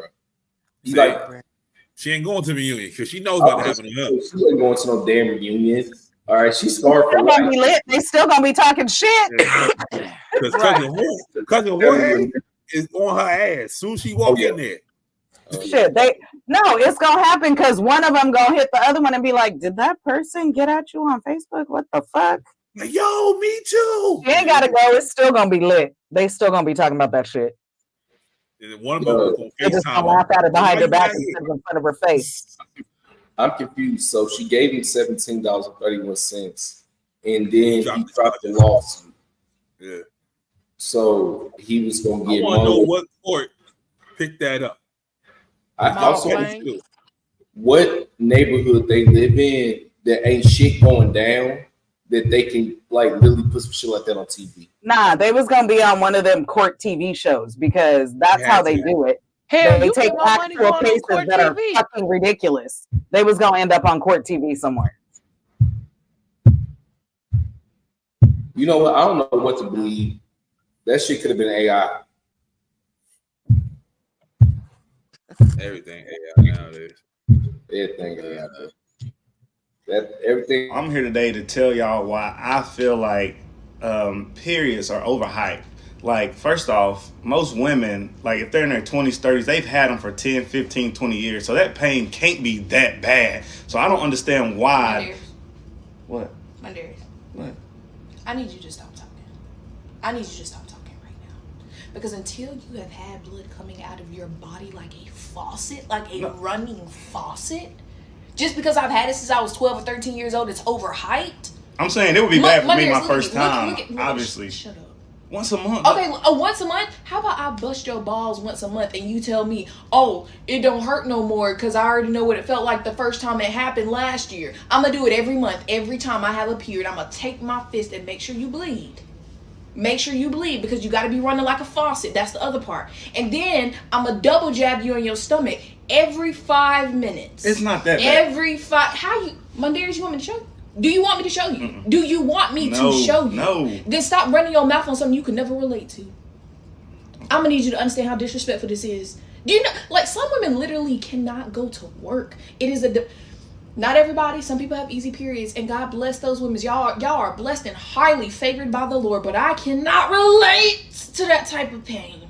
When I tell you my pain is not no little and I'm ready to go. No, I be in this bed. No, curled not the up. first time, but no, now. I be in this bed curled up, hurting. Okay. Okay. Okay. All right. Okay. Don't talk to me like I'm crazy. No, you're not. Have you ever had a period? Mm-mm. Do you know what it feels like? No. Then why are you running your mouth? Why are you speaking on things you cannot possibly imagine what it feels like? Actually, you know what? You know what we're gonna do? I'm gonna order one of those little period things and I'm gonna hook them up to you.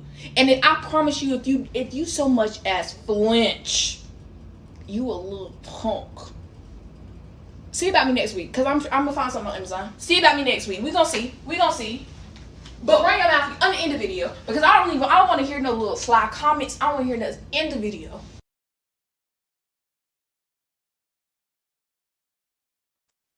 See about me next week. Cause until you've birthed a baby jellyfish, and until you get a cramp in your ass randomly and one in your vagina at the same time, and you don't even know what the fuck caused it,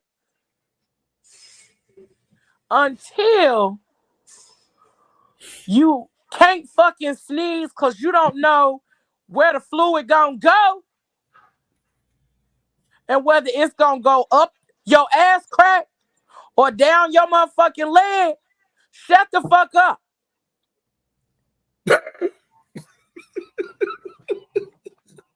Until you've had to look in the seat of your motherfucking pants Every time you go to the bathroom, or you've had to look in the seat that you've got up from, every time you get up out of a seat, boy, niggas always talking on some shit they don't know. Sorry. No. That's That fine. be pissing me off though, because I felt her. It pissed her Everything off she too. said. I am one of them women that's blessed and highly favored by the Lord, because I don't get all of them cramps and shit. But baby, like I said, even the first thing, until you've birthed the baby jellyfish, shut the fuck up. And that's on that. All right. And that's on Big Purr. Brr.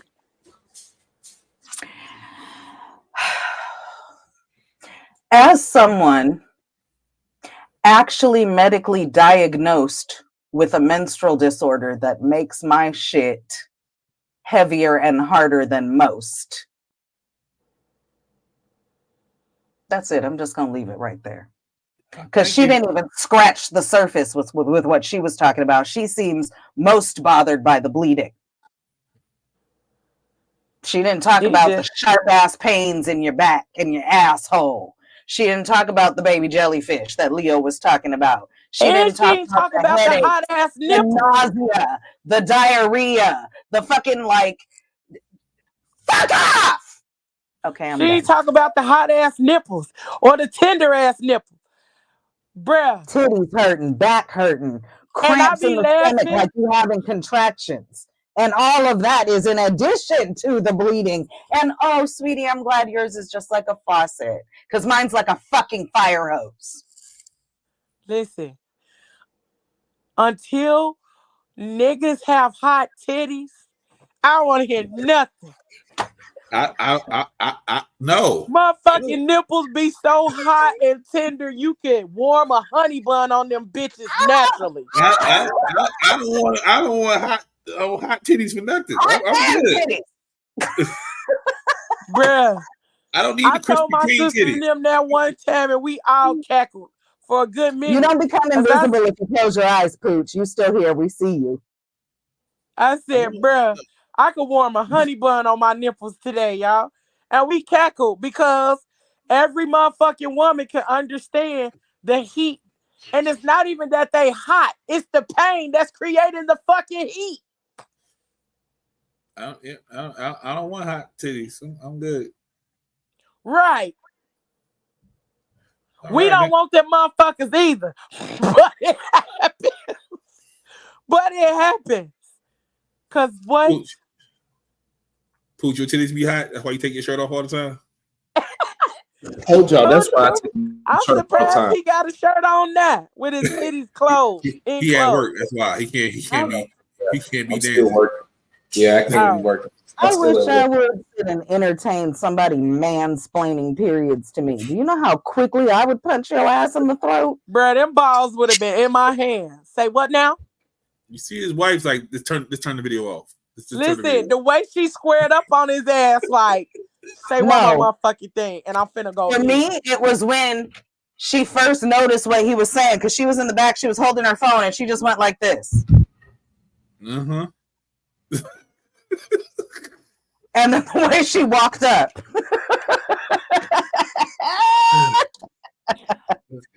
All right. No more hot titties. All right, next video.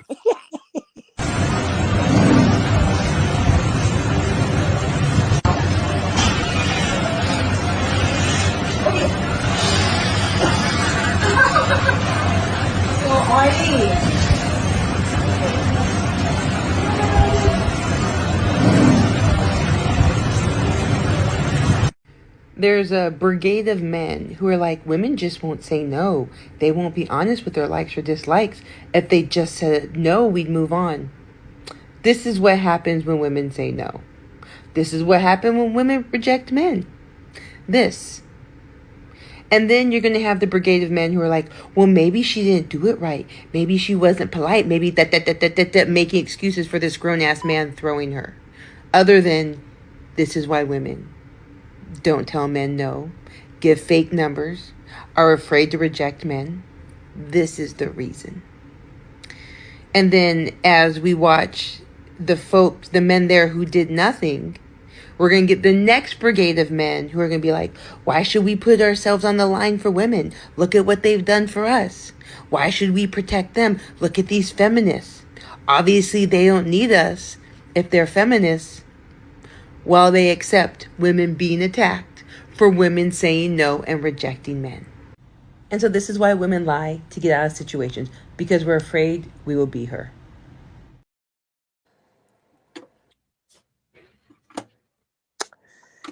And not one lie was told.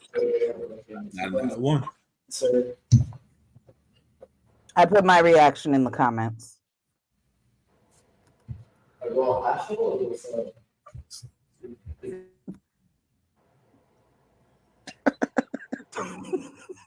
Fucking bear. The fucking bear. Hey, low key, somebody had me cracking up because they was like, "What the fuck is this conversation about the bear?" I thought y'all was talking about mystical song. Mm-hmm.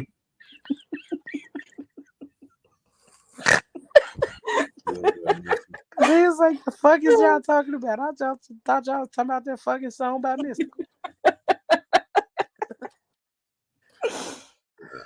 We are so over the shits. But you see the white man put in the crack community to bring down the brothers and the sisters, right? And the nephews and the nieces. Right. But I see you holding this down with your crown. Right. You know what time it is. ROOTS. What that spell? Roots. Roots. You better know it. Roots to the boot. You better know it. What in the hell is y'all talking about? Roots. You know your roots. Because I'm 18% Senegalese, 20% Ethiopian. Free. That's why the melanin is lacking right now. This bitch is related to Drake on his mama's side. Girl, You know about Rosa Parks. Of course. But Martha L did this years before. Okay. And she didn't even get to where she was going. The ones with the locks be even worse. Girl! And see, I'm so happy you have this on because the black represents the abyss of the suffering that our people been through. Are these, did you crochet these on? Or How your hair get like that? It's the texture. I don't really understand why y'all giving me so much pushback when all I want to do is be black. You know what I mean? Just relax about it. You ain't got to do all that. Nah, fuck that. You got to do that. You just too light for me, Sister Mayo. Sister, stay black, stay blessed. No, fuck that.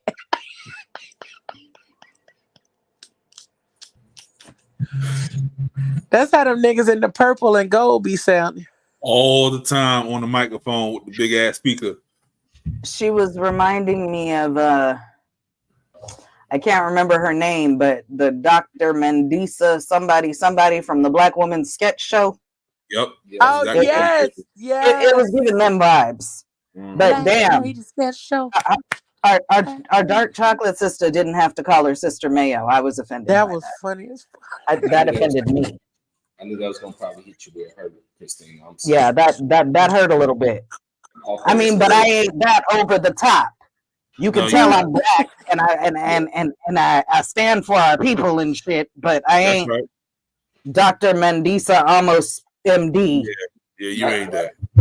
Can I knew somebody personally like that recently in my life, and they were definitely a cup of tea to deal with on a personal level. Because all of their issues, I mean, let's keep it 100. Everybody knows the patriarchy is a thing. Everybody knows that racism is a thing. Everybody knows discrimination is a thing. So nothing I'm about to say is about to undermine the fact that that's a thing, right? But being bad at your job is also a thing. Being bad as a person is also a thing. And I knew somebody like that at one point in my life who was like always blaming the fact that how they looked was the issue. And I was just like, nah, bro. Like, but you know, here's the thing. It's an obstacle. It's not the issue. No, it's not the issue. You know, I can see where someone has an issue, but it's not the only issue.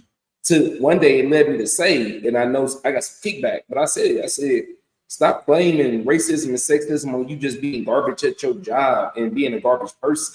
Like, sometimes it's you, my boy. Sometimes, as you said, Christina, you being a little bit over top. Like you need to chill the fuck out. Yeah, y'all not friends no more after you said that, though, huh? No, no, they couldn't take it. Yeah, no, And that's yeah. And that's because there's levels, okay? Like, you know, you and there's a real thin line between, you know, Huey Newton and Martin on Boomerang. You see what I'm saying? Like, because I'm black, y'all, and I'm black, y'all, and I'm blacker than than black, and like black, y'all. Like, you know, because pool, my milk of just, magnesia. You know, that's a representation of the earth. You know, because the white ball is when knocking the all devil balls made you, in the he hole, broke them all. and you win the game when you put the black ball in the hole. And, you know, and the pool table is green. That's the earth. See what I'm saying? Like that's always in the green. Like. Never the earth is in murky between. water, which would make it blue. See, it's just my main issue is, and this is just my point, right? You trying to look too hard for me, okay? It's just the trying to look too hard. Like I'm gonna just keep 100. Hi, my name is Pooch. I got some niggas I don't like. Got some white folks I'm pretty cool with. But you sitting here trying to tell me all this, feed me all this, give me all this. I feel like you're trying to run some game on me, dog. Because there was a real popular hashtag that niggas was saying about 4 years ago, and they scamming people. And I don't know that organization to be doing nothing now. Where they at? Crickets. That organization is actually still out there and still has weekly I know. protests over at the courthouse here in LA, at least that I'm aware of. They're still out there and they're still active. They're just not getting the same press. They're still in. They got some movies out there doing the right thing, at least. Yeah, they lost the press because of the house shit. Yeah. But I posted at one point their actual list of objections and why the organization was founded, and that's why I support what they're talking about. So it's the movement, not the organization. But going back to what Pooch was saying, there's a difference between obstacles and issues. The person that he was talking about, who was, well, it's because of the way I look and it's I'm black. Yeah, all those things come into play, but those are obstacles. That's not the issue. You, sir, are the issue. And you're choosing to magnify the obstacles that are in your path that we all know that we all have. But may I just say, as a person who is not on the darkest line of the spectrum, but I'm not on the lightest, right? I do feel as though it is a hard conversation to have with some of our lighter skinned brothers and sisters. We're telling them that, like, blaming their lighter skin in a negative way. Like, bro, like, I don't know, like, trying to tell a light skinned nigga that, hey, bro, that niggas is treating you different because you light skinned is a thing, but you harping on this too hard in a nice way. I don't know how to say that in a nice way. That's just the thing. I'm just like, hey, bro, I gotta get the band-aid off. Maybe I can be rude because you're light skinned, but maybe you need to shut the fuck up, stop being a bitch, and stop proving them right. Because that's what everybody goes through. Everybody gets treated poorly to every extent. So that's why I hate worse than a nigga who act light skinned. I mean, a light skinned nigga is a very, very, very controversial nigga, isn't he? I mean, all niggas are controversial. All right. And on that note.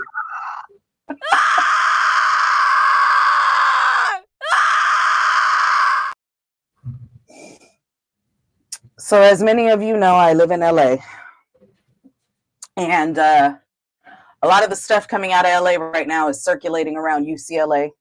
There's been some stuff around USC, some other universities in other states as well. Columbia, New York, or Columbia University. Sorry, not Columbia, like in Columbia. I just wanted to put a little morsel of thought, because in the back of my mind, as I watch everything as it unfolds, I have some questions and some observations. So I don't live far from UCLA. I've been hearing the helicopters for days. They've been out there peacefully protesting for days. up to and including an encampment where they have tents and all this kind of stuff. Now, regardless of whether you agree with the issue or not, these are college students. And people who go off to college are learning about the world around them and learning to speak up and learning to figure out what their lane is. And so the fact that the universities are not supporting these students' right to protest based on whatever the governmental shade to it all is, I think is interesting, for lack of a better word. And the entire point that I was going to make, because I won't go on and on and on. So a couple nights ago, some people who were against what this peaceful protest that had already been going on for days without any violence and things, decided that they didn't like that this encampment was here and that they were protesting what they were protesting, and showed up in the middle of the night with fireworks and shit. And then all hell broke loose. Now, number one, you don't have to like it.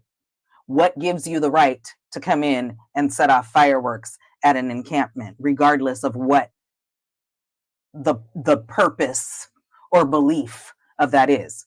That's dangerous and could have been deadly. Number two, the fact that it took 3 hours to get law enforcement there. Anybody who lives in LA or anybody who has been to UCLA knows that UCLA is essentially a little city inside the city itself and actually has its own police department. So why the fuck did it take 3 hours for law enforcement to get on site after somebody turned a days-long peaceful protest into a not so peaceful incident? Number three, they then sent in the LAPD in riot gear and all this shit with buses and all this. The last I heard, 200 people were arrested. Now, in a country where y'all keep screaming that we have free speech, I find it interesting that peaceful protests, which are our rights as a country with free speech, are being criminalized, and they're trying to ban TikTok simply because the issue at hand is not one that vibes with their own beliefs. That's all. Yeah, motherfuckers. That's all. I just find it interesting that peaceful protesting is being criminalized and they're trying to ban TikTok when those are the two places where people are saying, hey, our government is shit and doing shitty things and we don't like it. Oh, we can have free speech until we're saying we don't like the shitty shit our government's doing. Oh, okay, got it. It's weird that they keep saying they're banning TikTok, where Universal Warner Group just made a deal with them to put their music back on there. So maybe Universal Warner Group will be who buys it, since the thing is that they're forcing them to sell it. What the fuck? Number one, how do you force anybody to sell anything? Number two, how do you force a company from a whole different country to sell some shit? Yeah. They're not really, it's not about, yeah. They're just. So, yeah, they're saying that we have until roughly almost the end of the year to come to terms so that we can. They gave them an ultimatum. Yeah, like we can feel Sell safe. it or it won't be here. The fuck kind of shit is that? They say we're not safe on TikTok. They're not safe on TikTok because we finding out shit they don't want us to find out. I done learned all kinds of shit on TikTok, and I'm not one of those people that just takes it at face value. I actually do my own research and look at shit. I've learned a lot of shit on TikTok. A lot of shit clearly don't want me to know. Yeah, you be on TikTok way more than the rest of us. because before they fucked with it, the algorithm on TikTok was unmatched. It really was. It really did fucking curate your page to what you liked. And so when I first got over there, I was following teachers who were venting about being teachers. And I jumped on the Black Woman Follow train. So I was following all the women that were out there trying to educate on all the misogynoir and the patriarchy and all that kind of shit. Women who have Black history pages where they were making it their purpose to be like, hey, this is what they're not teaching us in school. This is some shit that was going down. Shit, I probably really learned about Oscarville on TikTok. Mm-hmm. You know what I'm saying? Like, nah, they mad because, and it all goes hand in hand. The banning of the books, the fucking shit in the schools, all of this. Their best asset is uneducated motherfuckers who don't think for themselves. And so anybody who's thinking for themselves right now is a threat. All right. And they think after TikTok shut down that they're not gonna open or start nothing else for it. Right. So they gonna keep trying to shut shit down. So I mean, Truth Social exists, right? Yeah. They're gonna keep going until there's nothing left, and we're gonna be like Demolition Man and listen to commercials on the radio all day. That's it. No, it's gonna be more like Idiocracy. We're gonna hear cereal jingles and Yep, we're gonna be watering the plants with Gatorade and wondering why that shit don't fucking grow. we got Gatorade water now. Yeah, I keep saying that like we gonna be disintegrated. They dropping nukes on us, my boy. I mean, not to be a downer, I'm just pointing out my observations. We're fucked, bro, and I've already hated it here since I don't know when, but I'm an hour from fucked, Virginia. bro. So I'm getting one of them bunkers. I tell you that right now. I'm getting one of them bunkers. They're gonna have to shoot me in front of the bunker. I'm getting one of them bunkers. I got a shelf in my cabinet that's fucking stocked with emergency supplies, like we're going into a fucking zombie apocalypse. You think I'm playing? No, I know you telling the truth. But we're fucking doomed, people. All right, we will end it on that one right there. Thank y'all for listening, old listeners, new listeners. Shout out to people in the comments. Appreciate y'all. Shout out to Pooch for stepping in and walking. Hey, Pooch. Hey, stranger man. Yeah, stranger danger over there. You know who's even more of a stranger? The auntie. We don't never see her no more. Please tell her I said hello. You know what? She is actually working. I'm actually at her job right now because I'm a psychotic controlling nigga. Yeah, he one of those at all times. No, She owe you $17.32. Yep. Go ahead, tell her get say run them pockets. Nah. Just been super busy. So I'm actually over at her job right now. And yeah, thank you for having the nigga on. Appreciate you, bro. Yep. Right. Tell her I said hello, please. As we do about this time, tell them they can find you. Hello. Good morning, good evening, good afternoon, whenever this message reaches you. I am the 5'9" host with sophisticated ignorance, Uncle Poochie. And I am, like I said, the host of the 600 podcast.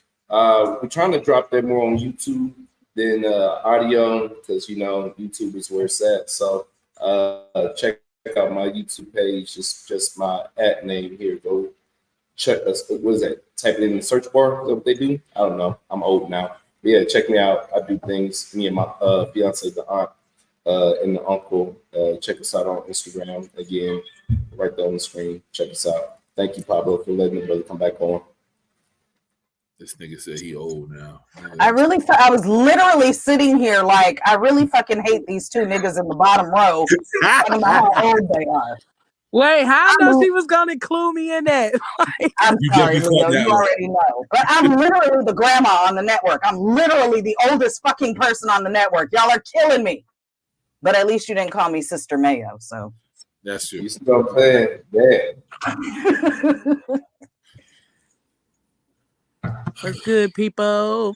It's your girl, Auntie Silky Thick, Lab Coat Leo up in this thing, Miss Fluffy, founder and creator PGC Media, the Fat Girl Chronicles of PGC After Dark. Make sure y'all check us out. Check out the aunties tomorrow. We kicking off Mental Health Awareness Month, but with a twist. We talking about grief, how it affects them relationships sexually. So come get educated. We about to have some real deal conversations all month long with the Fat Girl Chronicles and PGC Media. Yeah, y'all don't want to miss this month. Mental health awareness. We talking about grief in a lot of different ways, and we kicked it off this past Tuesday. We kicked it off a little early. Yeah, check us out, LeoRochelle.com. Check out our YouTube, Facebook, Instagram, all of those different places. Thank y'all. And y'all know what I say. Whatever you do for the rest of the evening and the rest of the week, don't do it with your half ass. Do it with your whole ass, y'all. Peace. Hey, y'all. Hey, it's me, the actual old bitch with the bad knees. Christina McCrary on Facebook. Christina McCrary on Facebook, aka The Black Mirror, aka Captain Consistent, aka The Mom Friend. Wonder if that has anything to do with me being old as fuck. AKA Petty Level 12 3/4, AKA Christina McCrazy on Instagram and TikTok. I've got my own podcast, which schedule-wise should be dropping an episode next week, but we'll see what happens. Your guess is as good as mine. Co-host of the Lightning Bolt Chronicles. New episode is out now. Dropped last week. And co-host of this Thursday Night Live, your weekly dose of foolishness and fucking, all presented to you by Sarkarigans Media Group, SMG or SMD.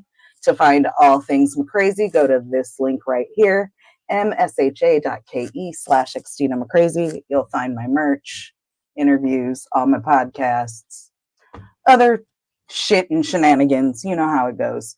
And even though I feel like we're doomed, I still feel like we learn and grow and make our own choices every day. So until I see you again next week, go forward with kindness and love. And you know who it is. Pablo, grandma's favorite. Greatest podcast in the world. All that good shit. Pinkies up. Shout out to y'all. Thank y'all again for coming on. Thank y'all again for listening. Because you don't have to. So I appreciate y'all for doing that. You can catch me on your YouTubies on every Tuesday, Thursday, Friday, Saturday, and Sunday. Is that too much? Hell yeah. Do I care? Hell no. You're going to get this work. I'm going to keep putting out this content. I'm going to keep out the good content and keep the good conversations we having. You're going to keep catching these conversations. Because as a light-skinned woman once told me, authenticity is key. So we're going to keep being I got to be a light-skinned woman. A big forehead woman once told me, authenticity is key. You know, you could have just went with a genius of a person or a really smart person or, you know. A super petty person once told me, authenticity is key. So we're going to be authentic. We're going to be us. We're going to be real. And we're going to outlast the rest of them. I promise you. It's only so much you can talk about titties until, you know, you got to start talking about real shit. So, and then, but first you can transition into hot man titties, thanks to Leo. There you go. Yeah, definitely. Definitely hot titties. On some Cinnabons. Oh, Krispy Kreme titties. All right. But yeah, man. So you already know it is Mental Health Month. It's also Masturbation Month. So we're gonna get some wild shit coming in the next couple of weeks. Yes, sir. It is. What you want me to do? May is Masturbation Month. Which is also good for your mental health. Exactly. Until next time, we are out.